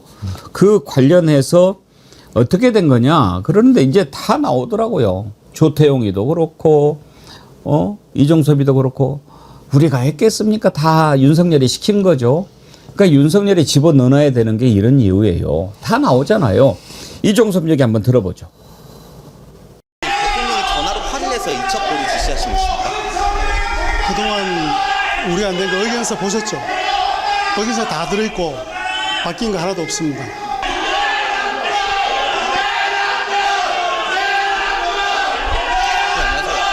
인사정보관리단에서 이종섭 장관 대사 임명 문제 없다고 보고하셨습니까? 이종섭 장관 출국 금지 사실 알고 계셨습니까? 출국 금지 심의 앞서서 이종섭 장관 출국 금지 해제하자고 말씀하신 사실 있으십니까? 피의자 출국시키는 게 검사 출신으로서 용납하실 수 있는 거라고 생각하시는지. 한 말씀만 부탁드리겠습니다. 질문 아프게 하네요. 피의자를 출국시키는 게 검사로서 할 수 있는 일이냐. 심우정이 바빠요. 지금 뭐 여기저기 다 불려다니는데 최상병 특검에는 이종석 출국 금지 해제한 것과 관련해서 지금 조사받는 거죠. 네, 그렇죠. 여기에서도 역할을 했으면 여러 군데서 표창장 많이 받겠네요. 이 특검 저 특검 다. 그러니까 결국에는 심우정 검찰총장 여기 개입돼 있다면 독자적인 판단으로 했을 일은 당연히 없고 윤석열의 지시를 받아서 했을 것 아니겠느냐. 이종섭을 빨리 호주 대사로 출국을 시켜야지만이 지금 이 소낙비를 피할 수 있다라는 그런 전화를 받고 비아폰으로 저는 그렇게 추정합니다. 그 부분을 이제 밝혀야 되기 때문에 오늘 조사를 받았겠죠. 근데 공수처 수사를 받으면서 출국 금지가 내려진 인물을 호주 대사로 임명하는 것도 기가 막힐 일이고, 그런 사람이 4일 만에 출국 금지가 해제돼가지고 해외로 도망간 것도 기가 막힐 일입니다. 최근에 수사 보면은 왜 고위 공관장 회의 만들어서 또 들어오게 한 거, 이것도 다 기획됐다라는 의혹이 제기되고 있는데 처음부터 끝까지 다 파헤쳐야 되죠. 그리고 이 심우정이라는 사람 당시엔 차관이었는데 결국 검찰총장 되지 않았습니까? 일종의 보은 성격으로 해준 것 같은데, 검찰이 왜 권력에 굽신굽신하는지 이런 메커니즘을 보면 딱 드러나는 거죠. 권력자들이 시키는 더러운 심부름하고 그걸로 최고의 직을 받는, 이거 깨지기 위해서라도 이번 수사 철저하게 해야 되고요. 이 사람만 협조를 했을까요? 지금 외교부 관계자들에 대해서도 조사가 되고 있잖아요. 이 부분도 종합적으로 아마 특검에서 밝혀야 될 것으로 보입니다. 근데 저는 전직 검찰총장이잖아요. 직전의 검찰총장이거든요. 직전의 검찰총장이 특검에 불려 나와서 조사를 받는 거예요. 검사들은 부끄러운 줄 알아야 됩니다, 진짜. 근데 그 부끄럽다고 하는 검사가 한 명도 없다는 게 너무 부끄럽습니다, 국민 입장으로서. 그리고 이 사람이 검찰총장이 되기 전에 법무부 차관 지냈다고 얘기를 하고 있고요. 그때 법무부 차관 지낼 때 법무부 장관이 박성재 법무부 장관이기도 합니다. 이렇게 긴밀하게 연결되어 있는 사람이고요. 검찰총장이라는 사람이 비하폰 받아서 썼던 사람이기도 하고요. 검찰총장이 김건희 사건과 관련해서 수사할 때, 그 수사 결론 내고 막 이렇게 할 때 그때 민정수석하고 통화하던 사람입니다, 대놓고. 이런 검찰총장을 두고 우리가 있었어요. 그걸 지키겠다고 검찰이 검찰 조직 지키겠다고 또 하고 그런 걸 보면서 진짜 검찰 개혁이 왜 필요한지 몸소 증명해주고 계시는 것 같습니다. 이런 검찰총장, 윤석열이가 있었지 않습니까? 윤석열 같은 사람이 대통령을 하고 있었는데, 만약에 정상적으로 이렇게 굴러가는 데라면 저런 검찰총장 할 자격도 없는 거죠. 오늘 1부는 여기까지 하도록 하겠습니다. 잠시 후에 주불리의 손자병법 김병주 최고위원님과 함께 할 텐데요. 자, 오늘 함께 해주신 김성환 시사평론가님, 전혜연 민주연구원 본장님, 강수영 변호사님, 추석 명절 잘 보내시고요. 네, 예, 고맙습니다. 네, 감사합니다. 네. 육군 총장, 이것이 내란이 아니라고요? 아무리 같은 포병 전직 미사일 사령관 출신의 의원님이 질의하셔도 군복을 입은 사람은 강 의원님이 표현의 자유는 있습니다. 선배 미사일 사령관 말을 듣고 군 총장은 내란이라는 용어에 동의를 안 하는데 너무나 어처구니 없습니다. 내란은 국헌 문란이 돼서 내란인 겁니다. 내가 좀 전에도 얘기했지 않습니까? 육군 총장의 첫 번째 임무는 육군에서 내란을 척결하고 다시는 이런 역사를 반복하지 않게 하는 건데 거기에 대한 개념이 없어요? 국회를 침탈했고 정관위를 침탈했기 때문에 명백한 국헌 위반의 내란인 겁니다. 여러분들이 그런 의식을 없으면 큰일 나는 거예요. 다시 한번 얘기해 보세요. 김병주 경기도지사, 여러분 생각은 어떠세요? 댓글로 남겨주세요.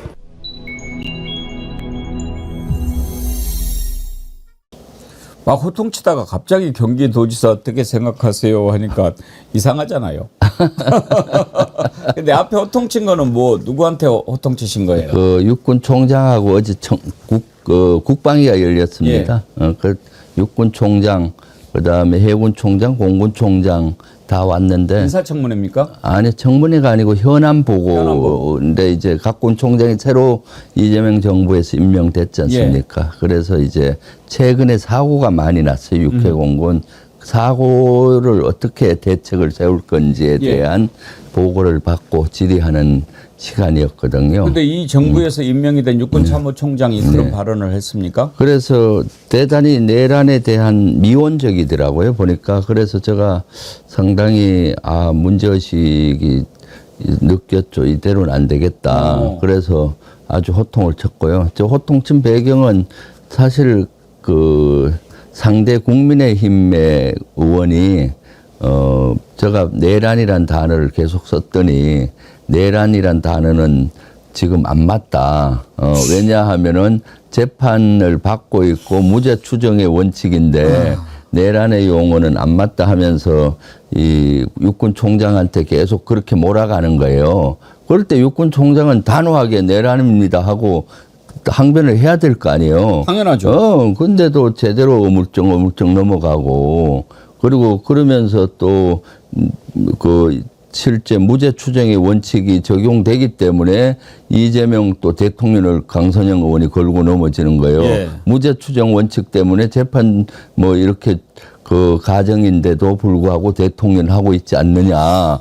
그래서 그런 걸 뭐 하면은 사실 육군 총장 정도 되면 대통령의 이런 것도 그거 공작 수사 아니냐.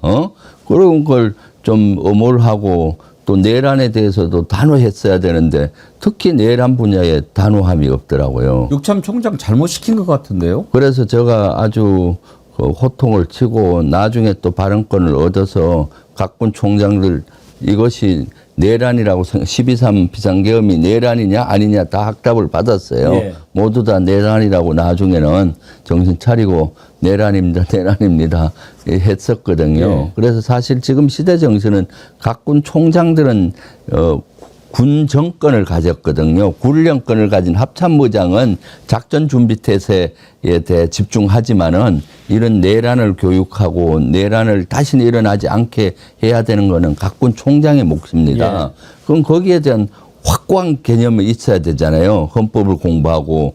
그것은 명백한 국헌문란이기 때문에 내란인데 그런 문제 제기를 국민의힘에서 하면은 정확히 얘기해야 되는데 어제 대단히 좀 실망스러운 면이 있었죠. 그러네요. 네. 어이구 참. 아 그리고 방금 전에 속보가 하나 들어왔는데 안규백 장관이 네. 그 임성근 사단장 했던 네. 임성근하고 그때 통화를 했다고 네. 오늘 최상병 특검에 네. 참고인으로 출석을 했더라고요. 보셨나요? 오늘 뉴스는 못 봤는데. 오늘 네. 속보가 떴는데 네, 네. 임성근하고 아마 고등학교 동문인 것 같아요. 네, 네. 고등학교 선문후배 관계죠. 예. 무슨 통화를 했길래 조사를 하는 걸까요? 저도 그때 통화한 사실은 알았거든요. 근데 뭐 그때 안규백 그 당시 의원은 그냥 일상적인 전화가 와서 받았다라고 얘기를 그때 제가 한 걸로 기억이 나거든요. 예. 왜냐하면 선후배 관계니까. 그래서 그럼에도 불구하고 통화한 사실들이 있으니까 특검에서는 아마 참고인으로 사실 확인 차원에서. 네, 확인을 하지 않을까 싶습니다. 무슨 내용인지는 뭐 특검에서 또 안규백 장관이 뭐라고 얘기할지는 모르겠지만은 예. 그래서 최혜병 특검에서는 사실 잘하는 것 같아요. 누구든 관계없이 그 관련돼 있으면은 저렇게 수사를 해야 되는 거죠. 예. 현직 국방부 장관도 예외를 두서는 안 되니까 오늘 만약에 참고인으로 불렀다면은 최혜병 특검이 아주 잘하고 있다고 봅니다. 예. 지난번에는 성역처럼 엮여졌던 그 종교인까지도 뭐 이렇게 하고 하지 않습니까? 그 지금 최혜병 특검은 나름 저는 잘 한다고 보고 있고요. 네. 혹시 내란 특검에서는 우리 김병주 최고위원님 한번 와달라고 안 합니까? 그 자료 제출 요구는 있었습니다. 예. 수사관들이 와서 왜냐하면은 위증한 내용들을 좀 확인하기 위해서 그동안 방송에서 나갔던 건 본인들이 고마워하더라고요. 너무나 그때 그렇죠. 예를 들어 질의를 잘해줘서 자기들이 그 근거를 갖고 있다. 근데 서면 질의를 하고 받은 게 있잖아요. 우리가. 그건 공개가 안 됐지 않습니까? 내란과 관련해서 저희 의원실에서도 서면 질의한 것이 많았는데 서면 답변도 국정조사 청문회에서는 위증이 될 수 있거든요. 그래서 그런 자료를 해서 하루 정도는 수사관 분들이 오셔서 검사하고 우리 보좌진들이 참고인 조사라고 하면 참고인 조사가 되겠죠. 그래서 그런 걸 저도 면담을 했고 그래서 방향을 특검까지는 가지 않았지만은 사무실에 와서 현장 조사를 받았다고 봐야 되겠죠. 네, 그래서 그런 자료도 적극적으로 제공을 하고 그랬습니다. 제가 개인적인 의견 하나 말씀을 드릴게요. 이제 내란 종식이 다 끝나고 나면 우리 김병주 최고위원님께서 뭐 본인도 관련이 돼 있으시니까 뭐 그렇긴 하지만 어떤 것을 하나 추진을 했으면 하냐면 우리가 김대중 정부 때 IMF를 이겨내고 네.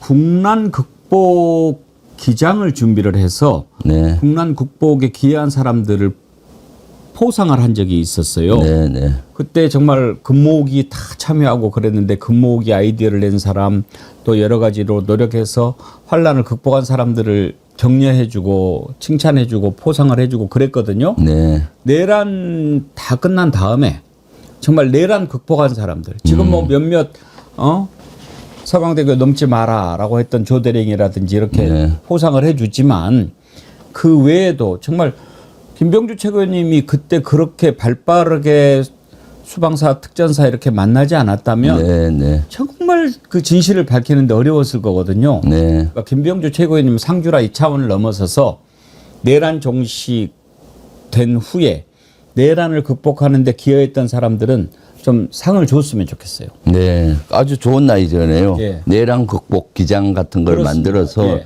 그 실제 여의도에 목숨 걸고 오신 시민분들도 계시고 사실 목숨 걸고 담장 넘은 국회의원도 계시고 그럼요. 또 보좌진들도 그때 개헌군과 맞닥뜨리면서 진짜 목숨 걸고 싸웠잖아요. 예. 그래서 막아냈기 때문에 그때 국회 안에서 네. 대형군들하고 이렇게 네. 맞서서 싸웠던 그 네. 보좌관이나 그런 사람들은 순간적으로 목숨의 위협을 느꼈을 겁니다. 네. 그런 사람들한테 네. 정부가 해줘야죠. 그렇죠. 예. 네네. 참 조금 전에 그 참고 왔던 거는 최혜병 특검팀이었던 것 같네요. 아까 자료 요구했던 팀들은 예. 최혜병 특검팀에서 최혜병 왔고 내란 특검은 제가 최혜병도 그렇고 내란 특검 종합 대응위원장을 하기 때문에 예. 어저께도 기자회견을 서미아 의원하고 했습니다. 예. 예를 든다면은 그 인권위에 예를 들어서 그 김용현 인권보호관이라든가 또는 안창호 이런 분들이 또 내란을 옹호하고 내란 세력들을 했지 않습니까? 그런 것까지 수사하라고 어저께도 기자회견을 했었고요. 그런 것들을 밝히기 위해서 저희들이 계속 그 기자회견도 하고 또는 방문도 해서 지난번에 안규백 장관을 방문해서 국방부 자체조사단을 해서 내란을 조사를 좀 해서 징계할 사람은 징계하고 또 중형인 경우는 내란 특검으로 넘겨라. 그래서 내란에 조금이라도 관여된 사람은 진급에서 배제해야 된다. 그래서 진급 그것이 끝나고 난 다음에 진급 같은 경우도 고려하라고 했었고요. 행안부 장관도 방문을 했습니다. 내란 특검 종합위원회에서. 왜냐하면 각 지자체들이 12.3 내란 때 좀 동조한 것이 있다. 청사를 폐쇄하고 회의를 하고 이런 것들을 조사가 안 됐잖아요. 그래서 그런 거를 실제 행안부에서 자체조사단을 편성해서 조사하도록 해서 그걸 조사를 하고 있다는 걸로 알고 있고 예. 지난번에 대정부 질문할 때 김민석 국무총리한테는 국무총리실에 감사 기능이 있잖아요. 예. 그래서 내란 특검 종합 대응위원장 자격으로 그 국무총리실에서 감사단을 편성해서 정부 부처 있잖아요. 뭐 문체부라든가 법무부라든가 이런 데 예를 들어 문체부 같은 데는 그 밑에 한예종이 폐쇄하고 했거든요. 네. 그럼 그건 문체부의 누구의 지시로 한 것인지 이런 것들을 조사하도록 요구를 한 거거든요. 그래서 내란 특검 종합위원회에서 그런 것들을 복합적으로 열정적으로 하고 있습니다. 몇몇 현안들 오늘 좀 오시면 여쭤보려고 했는데 그 전에 한 가지만 더 여쭤볼게요. 어제인가 아니 엊그저께 그 남양주 갑인데 이제 우리 최고위원님은 을이고 윤학준 국힘 당협위원장이라고 하는 자인데 그 무슨 뭐 축제에 가가지고 정동영 장관한테 개 XX라고 욕설을 하고 이런 자가 근데 거기도 뭐 해병대 사령관 출신인가? 네, 해병대 사령관 아세요? 네, 알죠. 해병대 사령관 출신인데 저도 그 영상을 보고 진짜 너무 어이도 없고 분노스럽더라고요. 그래서 어저께 제가 알기로 최민희 의원을 비롯해서 갑 지역에 있는 의원, 시도의원들 같이 기자회견을 한 걸로 제가 알고 있고요. 그 있을 수 없는 거죠. 그것도 정동영 장관이 얘기한 걸 왜곡적으로 알더라고요. 정동영 장관이 뭐 총을 쏘지 마라 했다 뭐 이런 거. 정동영 장관이 얘기한 것은 9.19 군사합의를 빨리 복원을 해야 된다. 그래서 예를 들어 그때 그 백령도 같은 데나 연평도에서는 육지에 와서 훈련을 하고 뭐 그런 게 있었지 않습니까? 예. 또 DMZ로부터 몇 킬로 범위 내에서는 사격을 못하고 이런 규정을 좀 지키도록 군에 요구를 한 거거든요. 총을 쏘지 말한 것이 아닙니다. 근데 그것도 잘 들어보니까 왜곡되게 이렇게 막 얘기하면서 개 XX라고 하니까 그때 축제장에서 왜 그런 얘기를 해요? 그러니까 많은 시민들이 막 항의하고 막 그런 소동이 벌어졌더라고요. 그래도 당연하지 않겠습니까? 그럼 뭐 축제 현장에서는 축제에 맞는 축사를 하면 되는데 그 지역 국민의힘 당협위원장을 하고 있거든요. 국회의원도 나왔었고. 그 축제에서 할 말입니까? 그거? 아, 그러니까요. 그래서 참 예비역 장군이라는 게 너무 창피스럽더라고요. 어떻게 그 지경까지 갔는지 모르겠어요. 옛날에 군에 있을 때는 그 정도는 아니었는데. 네. 하여튼 요즘에 국힘당 보면은 저 사람들인가 그런 생각 많이 듭니다. 네, 아니, 네. 어떻게 하루가 멀다고 이런 일이 터집니까? 네, 김정재 그 호남에서는 산불 안 나나. 그러니까요. 박규택 그렇죠. 네. 박지원 의원 사모님은 뭐 이렇게 하고 네. 송원석은 아직도 사과 안 하고 아직도 사과 안 했죠. 지금 그렇게 됐으면 좋겠다 뭐 이런 네. 프로 이재명 제발 대통령이니까 그리 됐으면 네, 좋았을 정청래 대표 등 그 당시 정청래 대표께서 노상원 수첩이 현실화됐으면은 이재명 대통령이나 본인 이 정청래는 지금 이 세상 사람이 아닐 것이다 했으니까 제발 그렇게 됐으면 좋겠다고 뭐 얘기했잖아요. 네. 그거는 인간으로서 할 수 있는 얘기가 아니죠. 아니죠. 네, 네. 어떻게 그런 악담을 할 수가 있어요? 네. 그러니까 그거는 나중에 본인이라는 게 송원석 원내대표라는 게 밝혀졌고 그러면 석고 대지하고 저거는 제명감입니다. 사실은 국회의원 자격이 없죠. 어떻게 저런 자들하고 네. 같이 네. 정치는 물론이고 동시대를 살아갈 수가 있겠습니까? 그러니까요. 네. 오늘이 이제 그 조의대 청문회 있는 날이지 않습니까? 네, 네. 그런데 이제 안 나오잖아요. 네. 직위원도 안 나오고 방법 뭐 그래도 청문회는 한다면서요. 네, 네. 뭘 가지고 하는 거죠? 뭐 그 두 사람 말고도 좀 더 부른 사람이 있는 걸로 예. 알고 있어요. 예, 그 밑에 실무 그룹들을 불렀기 때문에 나름 그런 사람을 대상으로 정인으로 하고 또 거기에 대해서 각자의 또 하긴 한 것들이 있을 거 아닙니까? 예. 그런 것들을 할 걸로 보이는데 그럼에도 불구하고 핵심 둘이 안 나오기 때문에 좀 효과가 별로 없죠. 그러니까요. 네. 적어도 네, 네. 조의대나 직위원은 불러야 되는 게 네, 네. 지금요 또 속보가 하나 들어왔는데 직위원회는 네.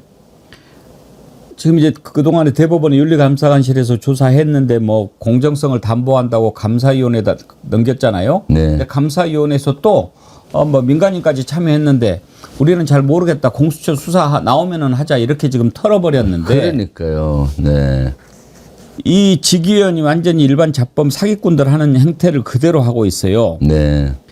방금 들어온 속보를 보면 민주당의 황정화 의원실이 네. 통신사로부터 직위원이 휴대전화 교체 이력을 파악을 했는데 네. 직위원이가 윤석열 구속 취소했을 때 그리고 자신에 대한 접대 의혹이 제기됐을 때 휴대전화를 계속 바꿨대요. 아, 네. 그러니까 구속 취소를 청구한 당일 2월 4일 오후 3시 23분 네. 갑자기 6년 동안 사용하던 전화를 최신형 모델로 교체를 했어요. 네. 그러다가 6분 뒤에 다시 기존 기기로 돌아왔다가 다음날 새벽 5시에 다시 새 전화기로 바꿨어요. 네. 이렇게 한 다음에 구속 취소 결정을 내린 거예요. 그 다음에 또 휴대전화를 바꿨어요. 그때는 너 룸사롱 가서 접대받았지. 네. 이거 했을 때 그 이틀 뒤에 새로 샀던 전화기를 중국 샤오미 있지 않습니까? 네, 네. 이걸로 또 교체를 했어요. 그랬다가 또 바꾸고 이거 휴대전화 바꾸는 거는 지금 우리가 내란 과정에서 뭐 이완규, 박성재 막 이런 자들이 있었지 않습니까? 네. 지기현이는 이게 휴대전화를 되게 우리 같은 사람들 뭐 이거 어디 고장나야 바꾸지. 아이 그럼요. 무슨 일이 휴대전화 있을 때 요새 얼마나 비쌉니까? 그런데 이렇게 바꿨단 말이에요. 네, 네. 이거 밝혀야죠. 밝혀야죠. 사실 제 본인이 수사를 들어올 거를 염려해서 증거 인멸하는 거 아니겠습니까? 이거는 밝혀야죠. 그래서 사실은 저는 뭐 지기현과 대법원장은 사퇴하고 수사를 받으라고 계속 요구하고 있는 거거든요. 네. 참. 그런데도 지금 대법원이 이거를 보류 판단을 내린 거예요. 왜? 현재까지 확인된 사실관계만으로는 직무 관련성이 인정되기 어렵다. 그러니까 검사도 그렇고 판사도 그렇고 얘들은 죄 지어도 우리는 상관없어 이런 식으로 살아가는 거 아닙니까? 네, 그러니까요. 참 너무 또 지기현 같은 경우는 룸사동 의혹 이런 것들을 대법원에서 감사를 했는데 실질적으로 제대로 된 감사가 안 된 것 같아요. 그러니까 지금 대법원장 또 엉터리인 거고 직무유기인 거고 제가 봤을 때는 참 그러기 때문에 실제 사법개혁이 필요하다. 두 사람이 이런 것들을 그럼요. 국민께 알려주는 겁니다. 그래서 사법개혁안이 네. 이제 어제 오늘 나올 줄 알았는데 이 국가정보자원관리원 화재 때문에 네. 추석 지나고 발표하기로 했다면서요? 네, 조금 시간을 가지고 왜냐하면 지금 그 데이터 이런 손실이 되는 국가적인 좀 재앙이 있었잖아요. 그렇기 때문에 빨리 복구를 해서 했는데 총력을 기울여야 되지 않습니까? 네. 왜냐하면 올 또 사법개혁 방향이나 이런 것들을 발표하게 되면 또 국민의힘에서 모든 걸 또 거기에 포괄을 하면서 정쟁을 일삼을 거고 그래서 조금 여유를 두기로 했습니다. 네. 근데 이번에 그 화재는 일단 지난번에 카카오 화재 났던 거하고 비슷하지 않습니까? 아, 그렇죠. 네. 근데 장비하고 예산 마련 네. 이게 그때 안 된 이유가 뭐였을까요? 그건 뭐 제가 봤을 때 윤석열과 이상민이가 지금 계엄 비상계엄을 해서 장기 집권 이런 걸 꿈꿨을 거로 보고 거기에 혈안이 돼 있으니까 그 충안파들이 그런 거에 대해서 신경 쓸 겨를이 없었겠죠. 그러니까 실제 국민은 안 보이고 본인들의 장기 집권 이런 것들에 대해만 혈안이 돼 있지 않았나 저는 싶거든요. 그때 사실 내란을 획책하기 위해서 정신이 팔리다 보니까 실제 그런 품질 보증 이런 것도 확인을 못한 거고요. 또 10년 지난 배터리에서 불이 났다고 하지 않습니까? 그건 10년 전 이미 회사에서도 경고했으면 교체를 했으면 이런 사고가 안 났을 것이고 그리고 이중화 작업을 했는데 그 예산도 묵살을 한 겁니다. 그때 이중화해서 했으면은 이런 사고 난 바로 전환해서 데이터 손실이 없었을 텐데 이런 것들을 제대로 못한 거죠. 그렇기 때문에 제가 봤을 때 저도 전 정권 탓하기는 싫어요. 그렇지만 지금은 이것은 사실 이재명 정부 들어온 지 이제 겨우 석 달 좀 넘었고 100을 조금 지났는데 이걸 다 하기 어렵거든요. 그렇기 때문에 이런 것들을 그때 보강을 했으면은 이런 것들이 막았을 텐데 아쉬움이 많죠. 그래서 저는 결론적으로 윤석열과 이상민은 내란 핵책에 정신이 팔렸고 그리고 국민은 안중에도 없었다. 이렇게 보고 있습니다. 네. 그래도 다행히 이제 조금씩 복구가 되고 있다고 하는데 이제는 이번에 저는 정말 이 정부가 그건 잘했다고 생각해요. 전 정부 핑계 안 대고 탓 안 하고 우리 책임이다라고 하면서 이렇게 하는데 갈수록 이제 전 정부 탓을 할 수는 없지 않습니까? 네, 그렇죠. 문제는 전 정부에서 임명했던 자들이 아직도 있으면서 일을 안 하고 있다는 거거든요. 그렇죠. 네. 이게 다행히 이제 방송 미디어 통신위원회 만들면서 이준석이 물러나게 됐지만 곳곳에 숨어 있는 자들이 있는데 이 애들은 오히려 일을 안 하는 걸 넘어서 가지고 오히려 이 정부에 타격을 주려고까지 하는 자들이 있단 말이에요. 네, 이걸 어떻게 솎아낼 수 있을까요? 그러니까요. 지금 곳곳에 있지 않습니까? 네, 이것이 저 시대적인 가업이라고 봅니다. 그래서 빨리 그 사법개혁까지 여러 개혁 있지 않습니까? 검찰개혁, 사법개혁 이런 것도 하고 내란 특검 이런 데서 김건희 특검에서도 좀 더 기간이 연장이 되고 있는데 좀 확실히 수사를 해서 발본색원을 해야 되고요. 제가 또 어저께 하나 주장한 게 있어요. 검찰들의 그동안 비리를 찾아서 응징하는 위원회를 만들자. 예. 공작 수사 뭐 이런 거 했던 경우가 많지 않습니까? 대장동부터 해서 뭐 또 여러 가지 그런 것들을 찾아서 하는 위원회를 민간과 같이 하는 위원회를 만들어서 하자라고 어제 제의를 했는데 예. 지도부에서는 좀 긍정적입니다. 사실은. 네네. 앞으로 그런 것도 좀 검토 중에 있습니다. 그게 검찰의 정치 개입 등 네. 범죄 행위 진상 규명을 위한 조사위원회죠. 네네 그렇습니다. 제가 그렇게 가칭 이름을 좋습니다. 예. 하고 어저께 최고위원회에서 발표를 했습니다. 예. 그렇게 네네. 이제 검찰 개혁과 관련해서도 많이 네. 들여다보고 계시는데 네. 예. 검찰청이 일단은 폐지가 되지 않았습니까? 네, 1년 예. 뒤에 이제 완전히 네. 사라지게 될 텐데 네. 오늘 국무회의에서 이재명 대통령이 아주 중요한 얘기를 하나 하시더라고요. 뭐냐면 1심에서 이제 검찰이 이렇게 이제 기소를 했는데 1심에서 무죄가 네. 합의재판부 세 사람이 다 이건 무죄다 라고 무죄를 선고했으면 네. 받아들이면 그냥 바로 피해가 구제가 될 거 아닙니까? 그렇죠. 네. 근데 검찰은 100% 항소합니다. 그렇죠. 왜? 무죄를 인정을 안 하는 거예요. 네. 그러면 2심 대법원까지 가서도 질 게 뻔한데 네.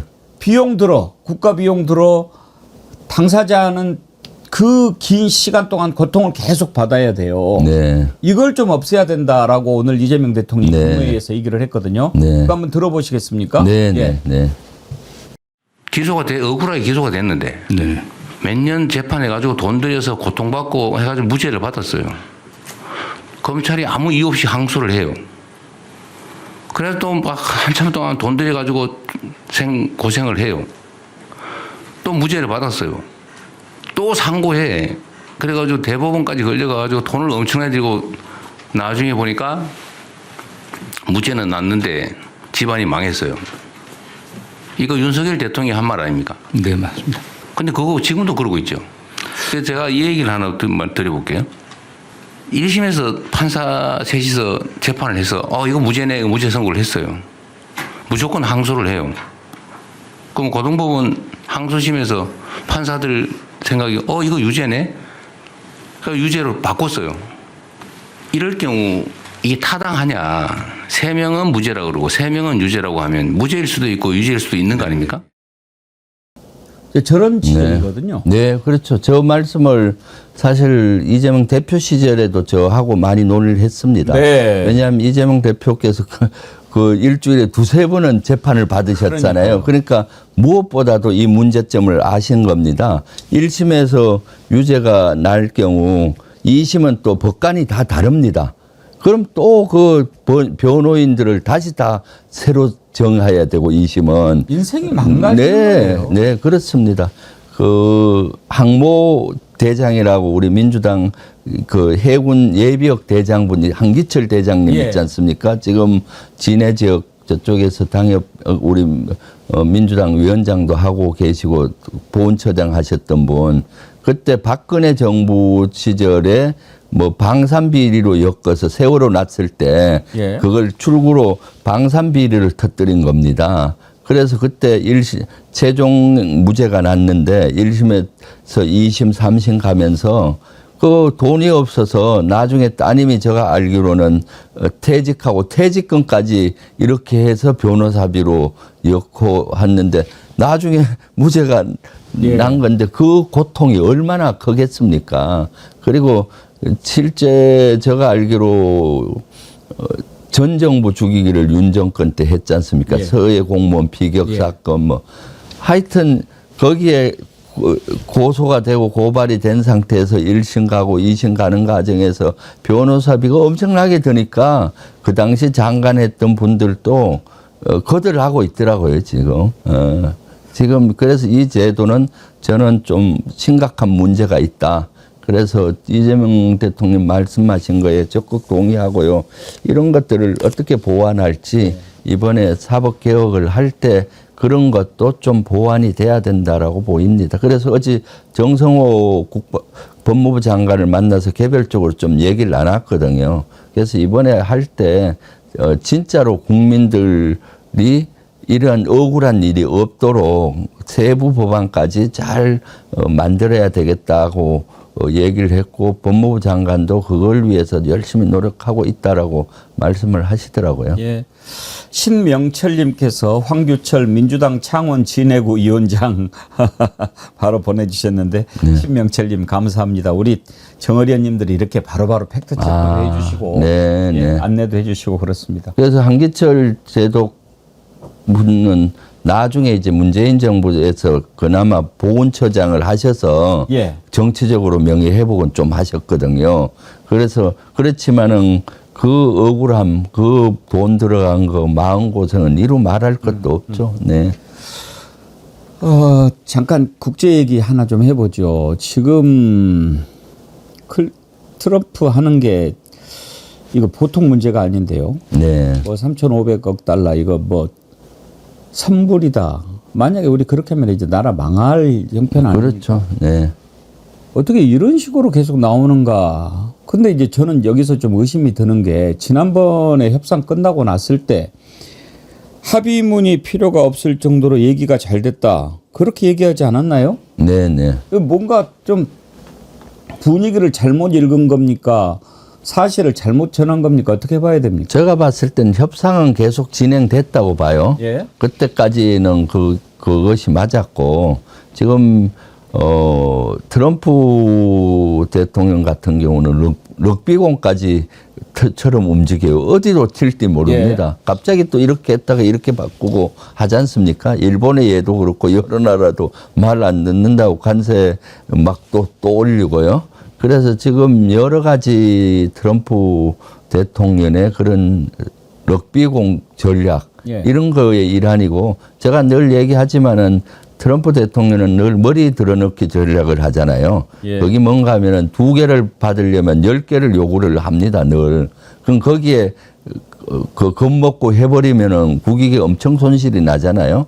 이재명 대통령도 이런 걸 잘 알기 때문에 이재명 정부에서 인내를 가지고 지금 계속 협상을 하고 있는 거죠. 국익 중심으로. 네.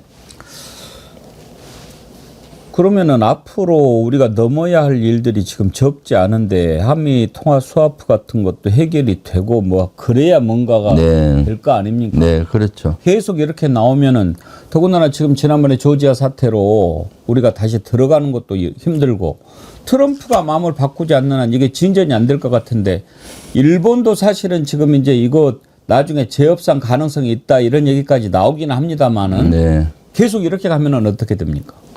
계속 그렇게 가지 않도록 해야죠. 지금 왜냐하면은 그것도 신뢰와 또 관련이 있거든요. 이 에이펙 때 트럼프가 또 올 거 아닙니까? 그러면은 이제 이재명 대통령하고 지금 여러 번 자꾸 만나고 또 설득하는 작업을 하다 보면은 이재명 대통령은 제가 지난번에도 말씀드렸지만은 트럼프한테 당신 피스메이커하고 나는 페이스메이커 하겠다고 했는데 이재명 대통령이야말로 솔루션 메이커입니다.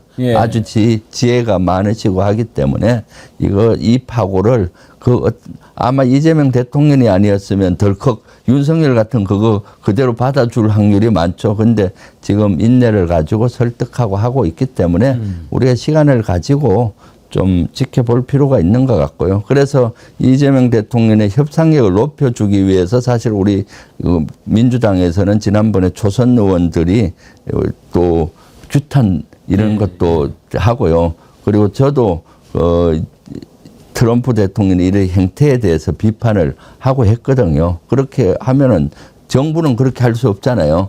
국민의 대표는 국회에서 그런 노력을 하면은 또 협상력이 높아지고 그렇게 같이 이렇게 하고 있습니다. 네. 일단 에이펙이 어떤 전기가 좀 되면 좋을 텐데 일단 한반도 평화를 위해서도 뭔가 미, 중, 북 간에 좀 잘 이루어졌으면 좋겠는데 일단은 트럼프, 시진핑 다 오는 걸로 현재는 알려져 있지 않습니까? 네. 근데 이제 시진핑이 오는 것 같아가지고 이번에 이제 신라 호텔을 아마 통으로 빌렸나 봐요. 빌리겠다고 그렇죠. 했나 봐요. 그래서 신라 호텔에서 결혼 약속 잡힌 것까지 다 취소하고 그거 돈 대주겠다라고 하고 했는데 또 갑자기 취소했다는 거 아닙니까? 그래서 그러면은 뭐라고 봐야 될까요? 시진핑이 안 올 수도 있다는 얘기일까요? 저는 안 오는 것보다 예. 일정이 좀 조정이 됐을 확률이 있다 봅니다. 에이펙이 경주에서 열리지 않습니까? 예.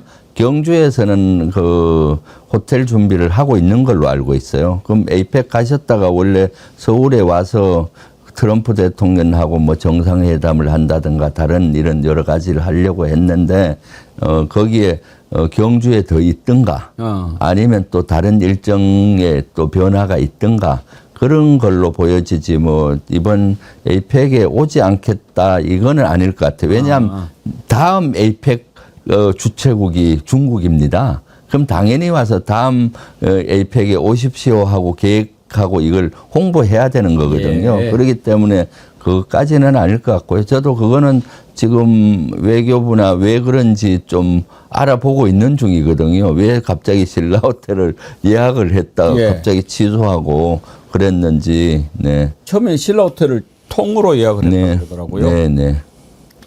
통상 이제 미국과 중국 같은 데는 가면 통으로 많이 합니다. 또 일부 층은 완전히 위를 한다든가. 네, 그렇죠. 예. 이번에 제가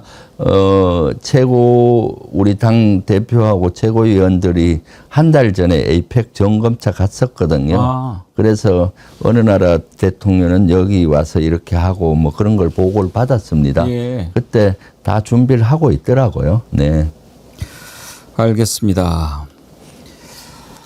이제 이번 주말부터 추석 명절 연휴 길게 들어가잖아요. 네네. 추석 때는 어떤 계획 갖고 계십니까? 저는 추석 때가 지금 국회가 안 열리고 시간이 또 많기 때문에 경기도 전 지역을 한번 돌아보려고 합니다. 이번에 이제 쭉 한번 네네. 훑어보시는 거군요. 네네. 지금 출마 결심은 하셨죠? 경기도지사. 출마 지난주에 이제 했던 것이 국민께 여쭌다, 국민께 묻겠다 프로그램을 했었고요. 예. 그래서 저를 많은 분들이 이재명 정부 성공을 위해서 경기도지사 나가라는 추천이 있으니까 나가도 되겠느냐, 어떠느냐 의견을 달라고 해서 사실 정어리 TV에서도 했었고 주불리 김병주 TV에서도 하고 오마이 TV 같은 데서도 하고 방송국에서 했었거든요. 그래서 어저께까지 집계를 내보니까 일주일 결과가 한 80~90% 정도 10명 중에 8명 이상 분들은 나가라. 네. 이재명 정부 성공을 위해서도